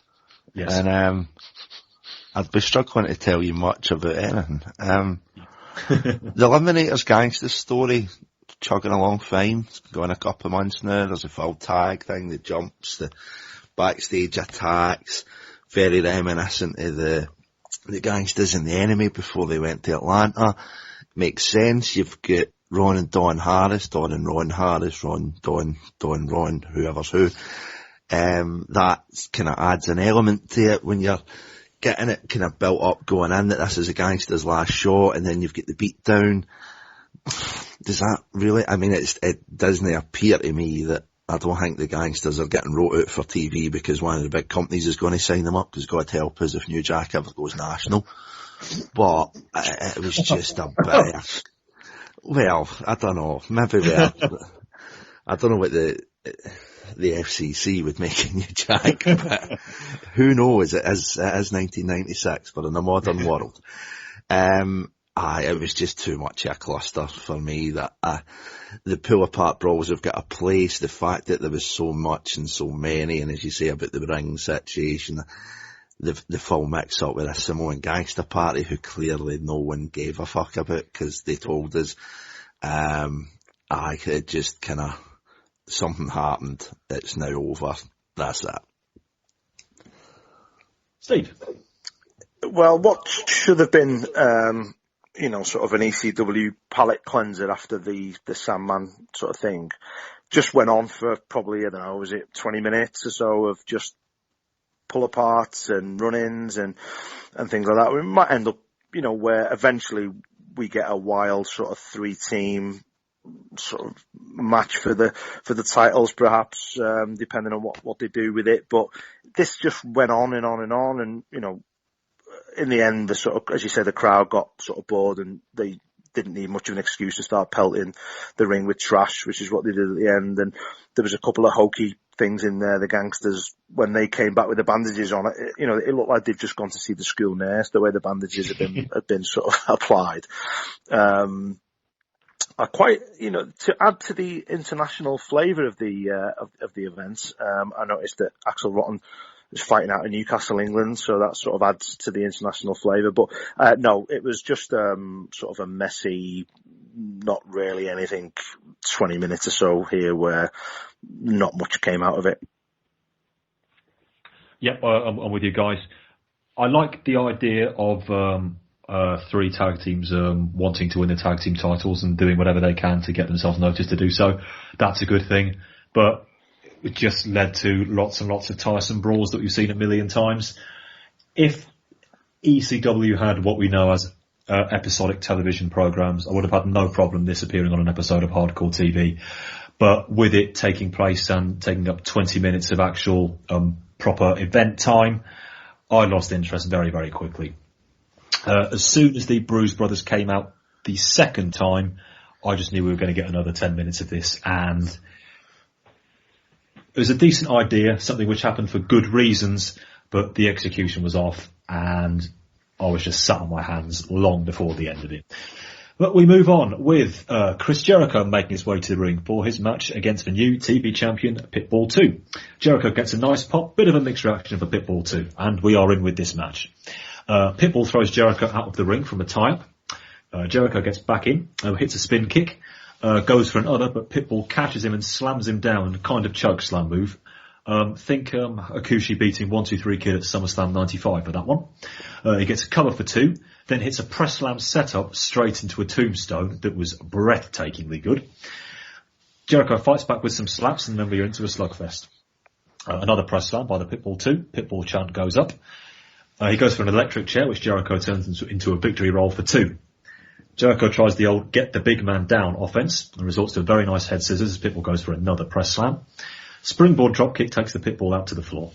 Another spin kick puts him to the outside. Then Jericho at warp speed hits a beautiful springboard moonsault. Jericho is then met on the outside with a big chair shot. We end up back in the ring. PB applies a neck vice, which he just sort of lets go of. We have yet another Irish whip reversal. Jericho finds his way onto the apron, vaults onto the ropes, and hits what we must now call the Paul Varelans dropkick to get 2.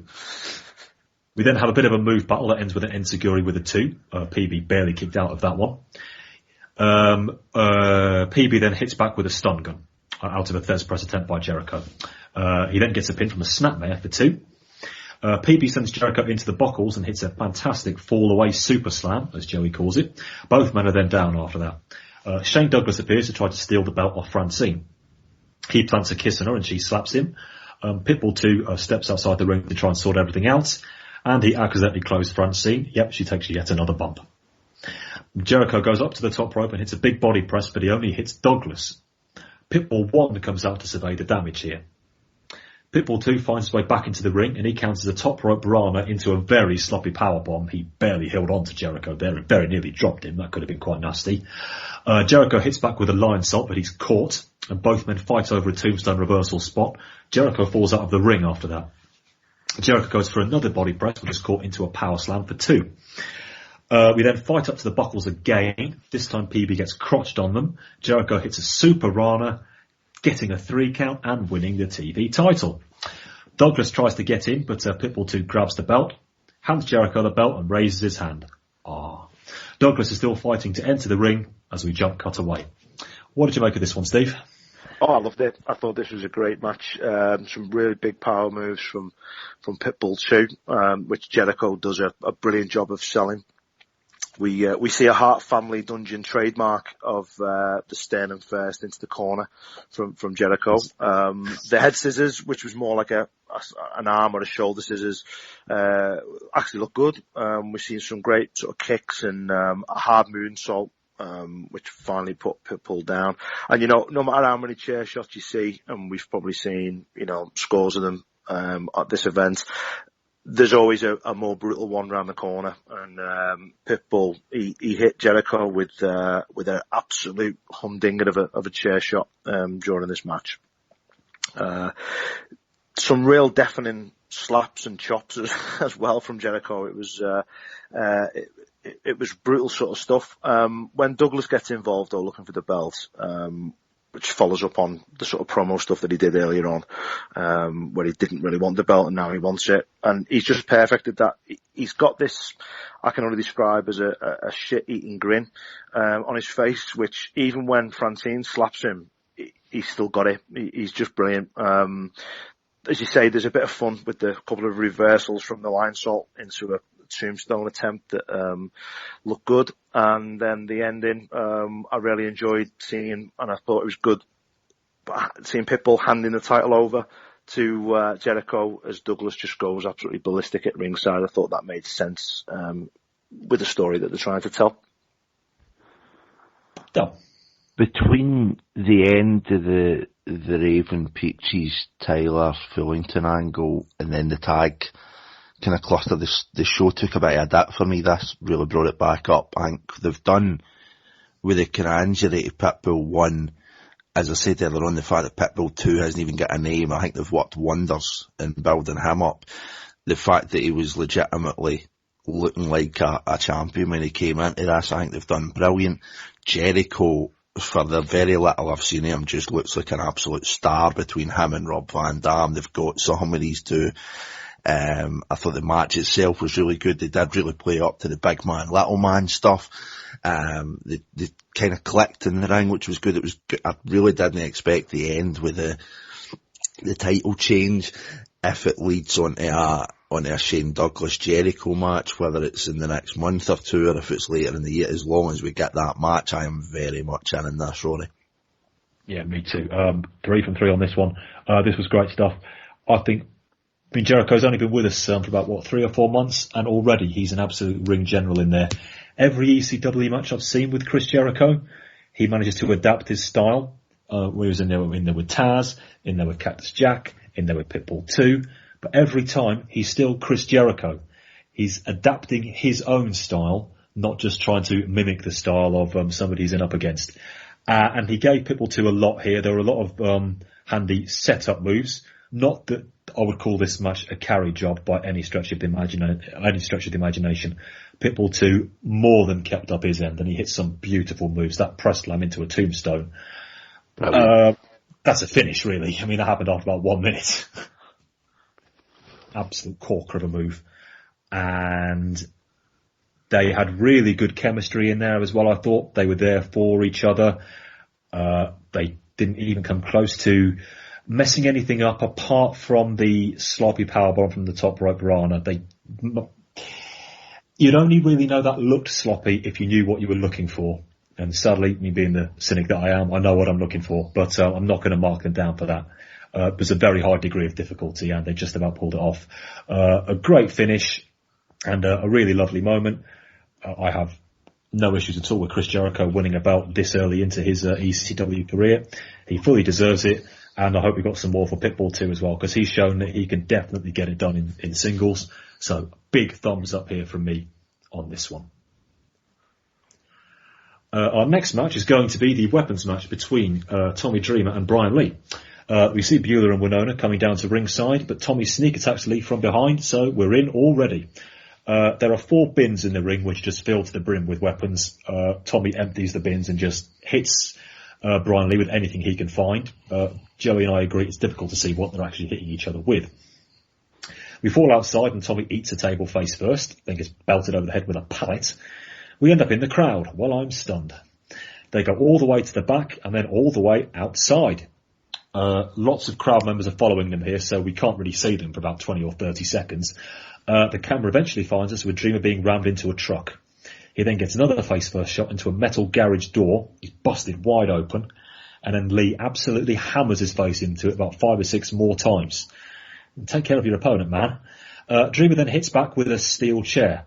Remember, we're outside at this point. He uses the chair, then rams Lee into the metal door. They nip across the parking lot again, and again the camera loses them. We cut back to Lee hitting a suplex in the street. They're off again, heading towards the building this time. Lee gets sent into a brick wall on the way there. Tommy Dreamer is now bleeding from the back of his head. I'm not sure how he sustained that. Possibly from the suplex. And then somebody pulls out a cheese grater, which Joey decides not to call. They sort of just mosey back to the arena at this point, although Dreamer is absolutely covered in blood. Dreamer again gets hit with yet another chair. Tommy hits back with a metal tray, and then, I'm not making this up, a bona fide, honest-to-God mailbox. Joey Styles on commentary, that's a COD, a concussion on delivery. Oh, you wag, Joey. Lee responds with a bin lid shot of his own. Dreamer fights him off and misses with a guitar shot. Brian Lee then hits Dreamer with the primetime slam. Lee goes outside and brings in a cinder block and a baseball bat. Bueller tries to pull Lee off, but he goes to chokeslammer. Kimona comes in dressed in a dressing gown and performs a striptease, not for the last time today. Back to the hard camera, I'm afraid, if you're interested. That provides enough distraction for Dreamer to grab a stop sign, DDT him onto it, and then get the win. As soon as the count goes down, the Bruise Brothers hit the ring. We then get an awkward edit on our tape, and we jump cut back to the balcony, in which Lee and Dreamer are right up there. We assume Dreamer's been beaten up at this point because he's pretty prone. We then see 3 tables being set up below them. Lee hauls Dreamer up in the air and chokeslams him down off the stage through 3 tables. Joey Styles says, "Oh my God, get an ambulance." Can't Dreamer just get to celebrate a win for once, I say? Unbelievable. Dal, what did you make of all of this? These matches, as we spoke about before, tend to kind of, when we're looking back, they almost kind of dwell into one. The match isn't a title match. It's not a sustained blood feud, i.e. Tommy and Raven, but I thought it kind of felt a spot in this card very well. Coming off the back of Jericho Pitbull, before that you had the cluster of the tag situation. The brawls were very well placed in this show, and I think this was possibly the highlight of it, because it felt like something. Dreamer is an absolute workhorse for this company. Primetime Brian Lee is finally, for me, stepping out the shadow of the Undertaker. That's something that could just straddle somebody for a lifetime. Who knows, it might still yet. But I thought they'd really done well. We knew coming into this, it was billed as an all-weapons match. We knew it was going to have a brawl. We didn't quite see it going outside, and the blood, and the suplex, and the street, things like that. But for me, it was very well delivered. There was a few kind of sloppy bits in the middle where it just look after the one that you're in there with, because if they're not there next month and you'll know of them to fight, it's common sense. But for me, it was well delivered, it was well worked. We knew what we were getting going in. Are we going to remember it in 6 months or time? I don't think so, but that's not what it's there for. It's there to fill a spot. It's done it very well. Fair play to the two of them. Steve?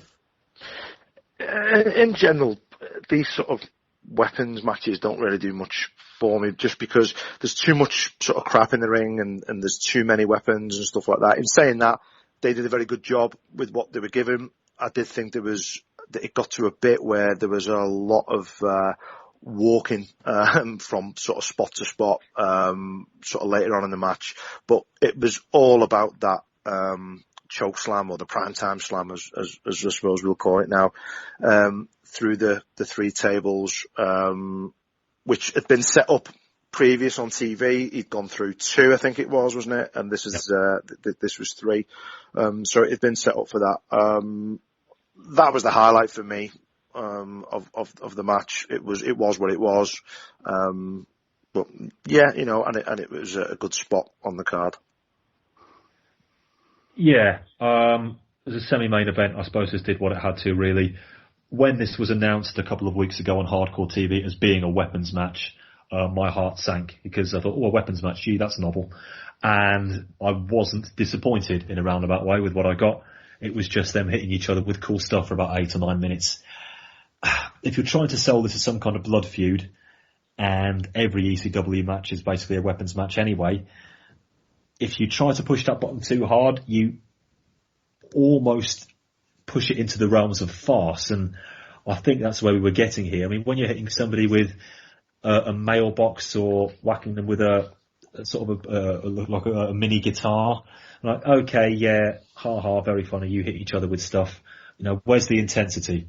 Not that there wasn't any of that actually in this match. I mean, too much so. I mean, Lee hit Dream up far too hard into the metal garage door. He was taking liberties with him there, and I didn't like it one bit. Comparatively, the Chokeslam, which was a jaw-dropping visual, was fairly, inverted commas, safe by comparison. This didn't feel like a blood feud to me, like I said.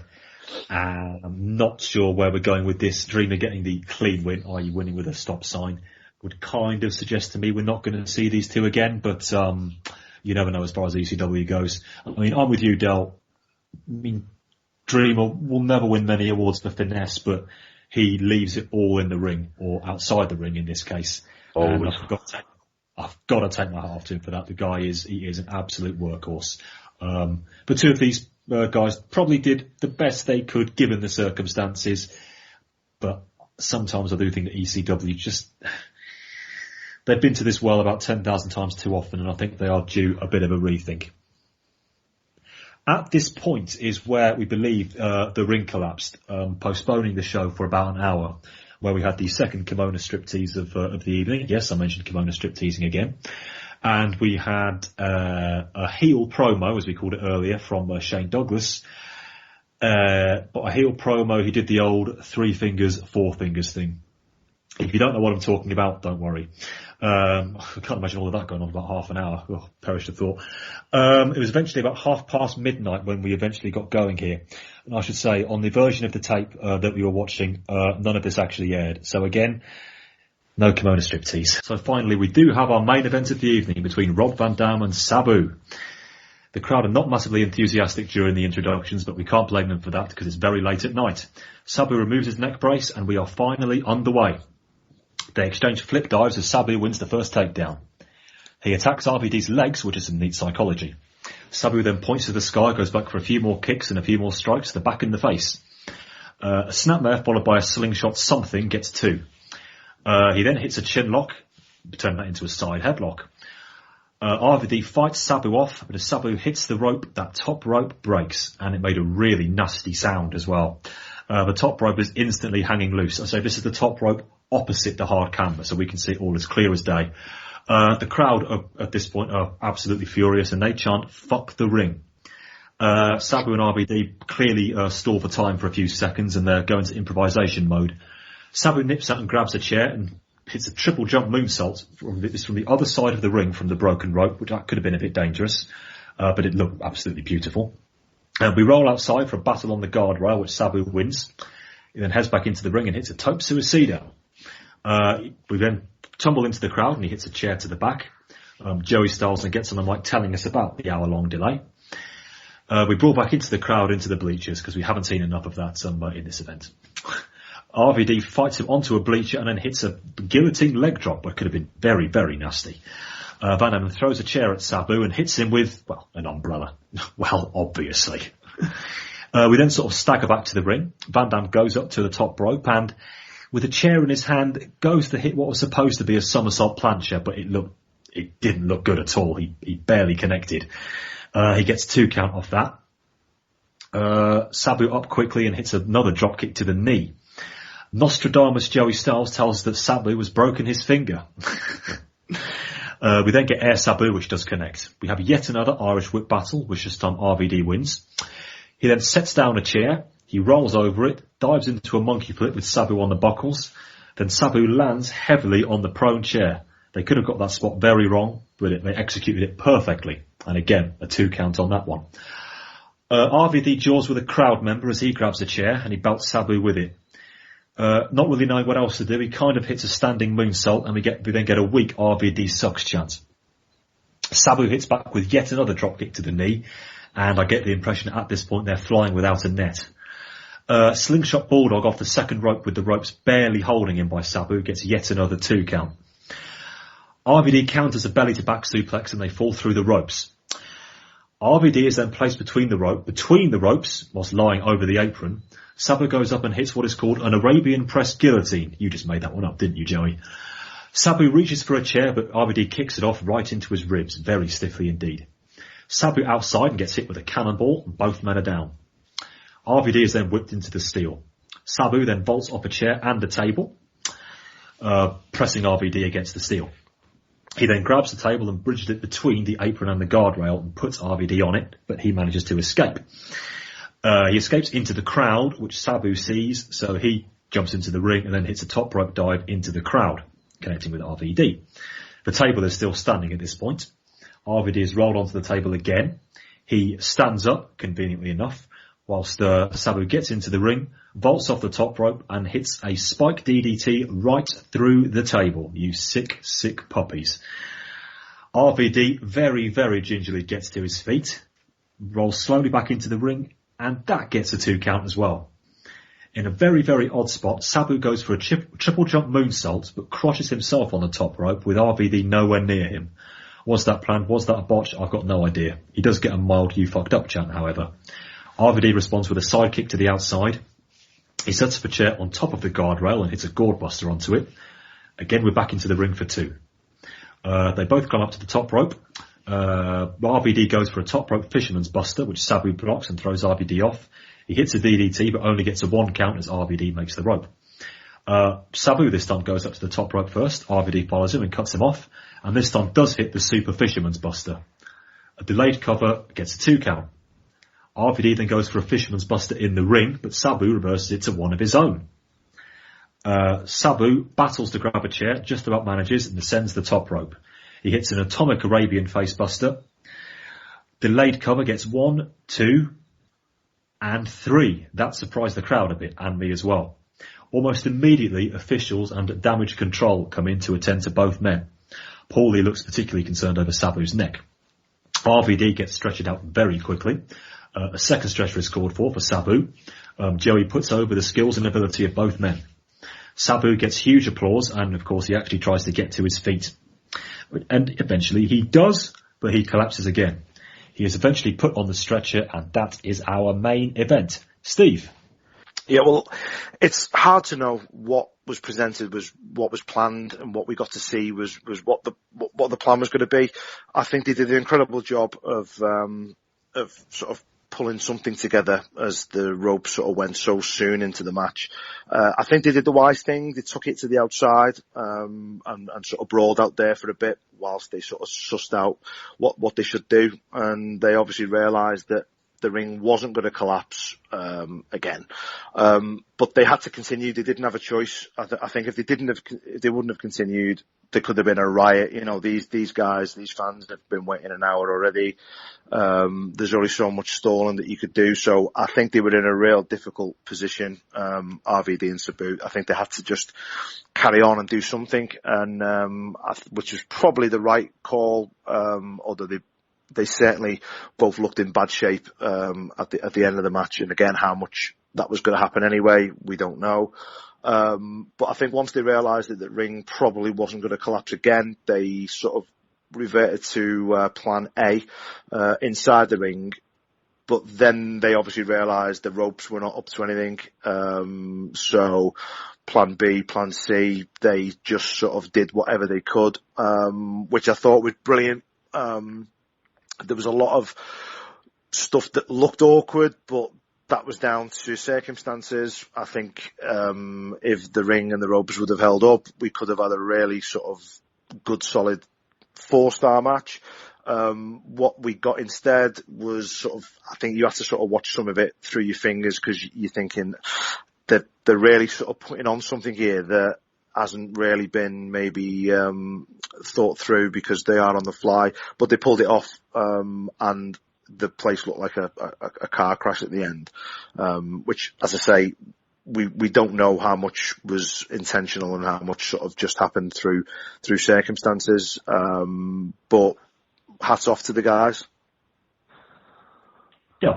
Yeah, can't disagree with Steve there, Rory. Could have been a 4-star match, as he says. Probably ended up a 2.5-star match, but 5 stars for calling it on the fly. They've done well. It's quite a unique set of circumstances. The two of them were faced with the hour delay, the ring issues. 2 minutes into the restart, the ring fucks up again. they done the best with what they could. I think it's got the potential, with it kind of building it up too much, that this could be 96's Malenko and Guerrero. It's just a bit of a shame, obviously, the circumstances of the match that they had. Sabu, I mean, the guy gives me the fear, to be honest, just watching some of the shit that he tries to do. Van Damme, as I say, it's quite a hard thing to do, to kind of christen yourself with the moniker Van Damme when you look like Rob Van Dam. But he carries it off, and I don't think there's many people walking that could carry that off and look like the muscles for Brussels.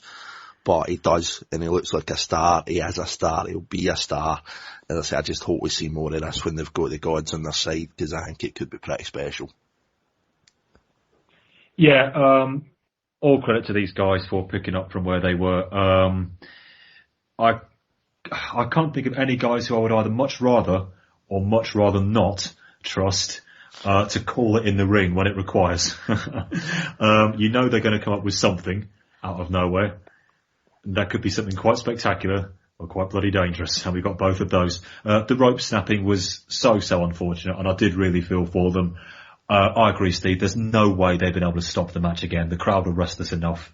It was midnight at this point. If they tried to stop the match here, things could have taken on a very nasty edge, so they just had to go for it. The clear stop for about 5 or 6 seconds after the rope snapped, where they were basically discussing what they were going to do. Dramatically, that's a little bit clumsy, but I think we can give them that one. I have no problem with that. The action was good. They just decided probably to eschew a match with too much in the way of selling or storyline development, and they just went out there and hit some bloody big spots, and great spots they were. That spike DDT through the table was amazing. The somersault plancha didn't quite work, but that was, again, not for the last time, a high degree of difficulty that I give them massive props for going for. That monkey flip onto a chair was staggering. They got that one absolutely bang on. There's lots of really memorable spots for the fans to go home happy with, and they needed that after being there for a very, very long night. Sabu winning on the delayed cover, as I said in the write-up, that surprised a lot of people. It definitely surprised me. I was expecting an RVD kick out there. Whether that was called on the fly or not, I don't know. I know Sabu's finisher is basically an Arabian facebuster, and this is one which he added a flip dive to. I'm still not quite absolutely sure it was 100% a bona fide finish, but again, we've got to cut them some slack on this one. I don't think we can apply the standard rules of analysing artistic merit given the situation they're in. I think these two did the absolute best they could, and I give them a lot of credit for that, and they earned the obvious the thing at the end where they were both being stretchered out. That was clearly an attempt to make sure that they were both being put over big in front of the crowd, and they got everything they deserved. So the match itself is far from 5 stars, but they both really went for it, and they gave us a good show. So well played to both of them for that in very difficult circumstances. And that was our main event. So, Del, your thoughts on Hardcore Heaven 96 and the score rating out of 10, please, mate? I stand by what I said at the start. I think it's one of the most solid shows I've seen for ECW. I like to start with even just the little things like bringing back Bob Ortiz. The starting match with Shane Douglas and Mikey is a refreshing change. Started off hot. There was a good couple of bits in the middle. Obviously for me, the Sandman storyline I was a lot hotter on, so I imagine overall as a show that'll probably put my score up a point or two. For you guys might bring it down. The Jericho match was a highlight. I still like the Gangsters. I thought they could maybe have done a bit more with them. The Baron von Stevie stuff was brilliant. The main event, they pulled out all the stops with what they could in pretty rough circumstances. I think overall as a 2 to 2.5 hour tape, it's probably a lot different for the live event, but basing it on what I'm seeing, I would give it a strong solid 7 out of 10, Rory. Steve? Yeah, I think there was certainly 3, really sort of great matches on the card. There was some good brawls. The comedy was good, Stevie. And as Del says there, from what we saw, it was a solid, sort of, good event, should we call it. If you were in the live crowd, like I said at the beginning, it may have been a lot different, and I can see that people could have got themselves a bit sort of restless with all the delays. But from what we saw and the way it was put together, I agree with Del, and I would also give it a 7. Yeah, I'd go. I'm a little low. I must say, actually, it's talking through the show like we've done today. It's gone up slightly in my estimation. Normally, when I talk through the shows, I dislike them more than when I watched them. But talking through this, it's actually got a bit better. So I'm up to a 6.5 on this one. There were 2 excellent watches, the opener and the Jericho match. The spectacle, in spite of itself, that was the main event. It would have been very, very different on a different day, but it's still a must-watch in relation to what 2 workers can actually do when the onus is on them to pull something out of the hat. Stevie Richards is worth most of the points on his own because I worship the ground he walks on. That was some bad. The tag team stuff was a decent idea, poorly executed. The Sandman Tyler angle, I didn't want to go there, and they didn't show it the right way they should have done. And then there was Taz and Varelans as well. So all of that, including this, that we will no longer speak of, I am going for this event a 6.5 out of 10, a thumbs in the middle, just leaning up recommendation. Okay, to finish off our pod today, I'm just going to quickly go through the Hardcore TV for the 25th of June. This is basically recaps of Hardcore Heaven. We get to see the Baron Von Stevie stuff again. And again, if you haven't seen it, please check it out. We get to see the Sandman caning Joel Gertner. The only new footage we get is a brief fan cam footage of the day before Hardcore Heaven, a match between Sabu and Shane Douglas. We only get brief clips of this one of which is Sabu actually falling through a table. Yes, falling through a table. We see RVD getting in the ring, hitting a brainbuster, whilst Taz looks on. So Sabu Taz will definitely be coming at some point in the future.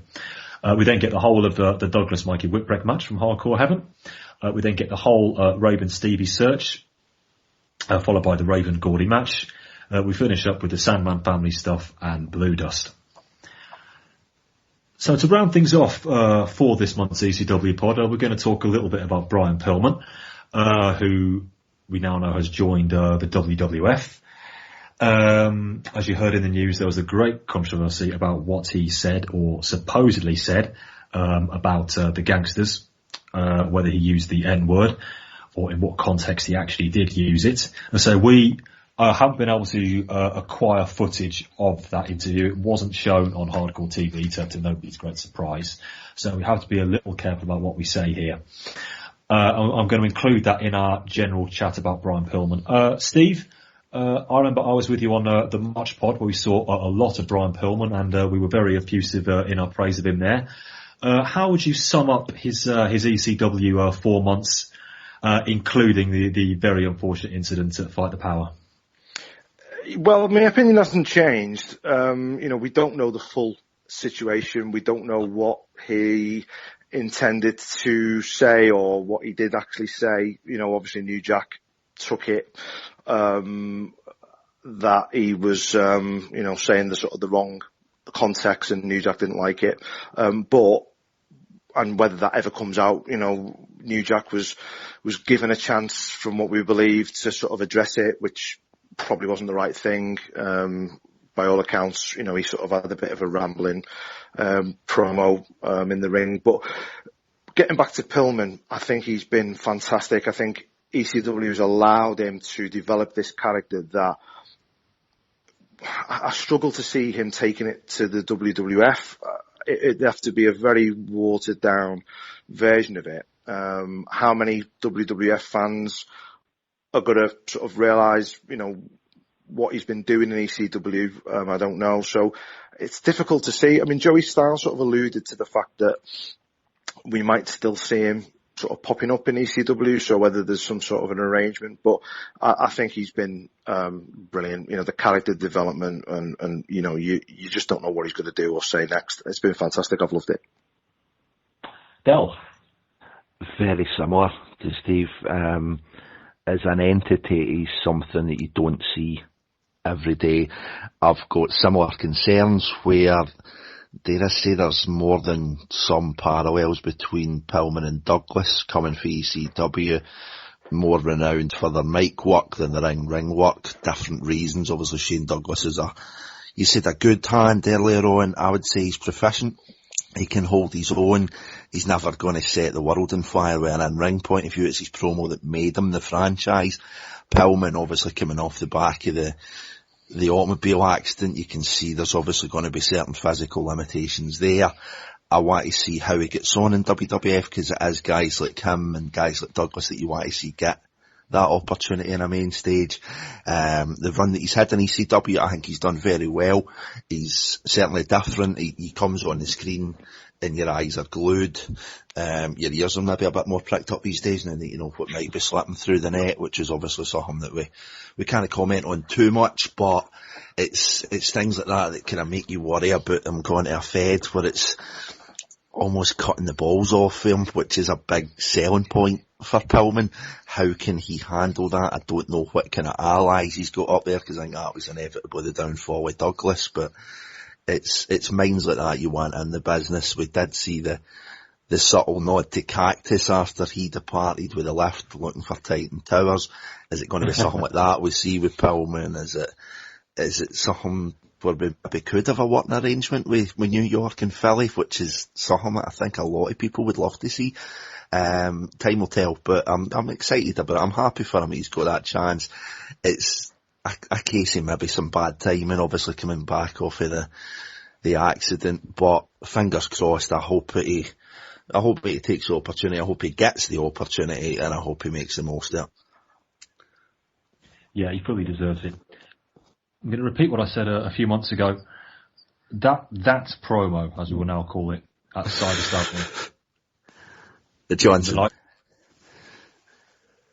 Nobody knows what's going to happen. 20 seconds later, the lights come on, and there's Brian Pillman in the ring, pointing towards every single ECW fan.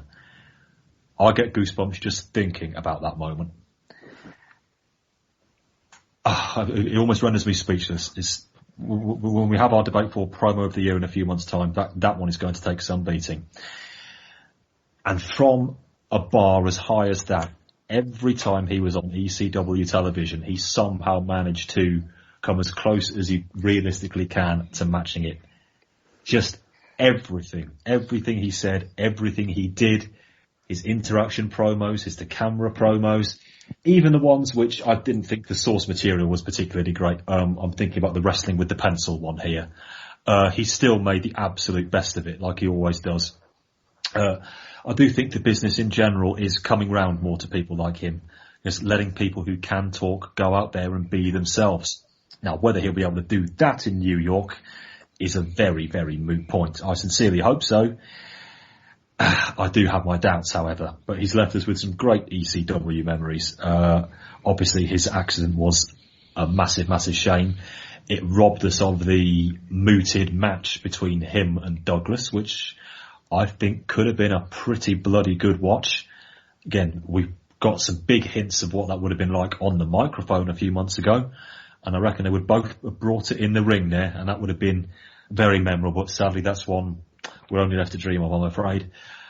I do need to touch on the what we're going to call the NWA incident. I say I haven't seen it, I haven't heard it. Perhaps unsurprisingly, there was a lot of debate, specifically in the pages of The Observer, that this wasn't actually a shoot. This was yet another example of Pillman and Heyman just working the boys. Again, I wasn't there. I can't say for certain. I don't think it was. This sounds pretty legitimate to me.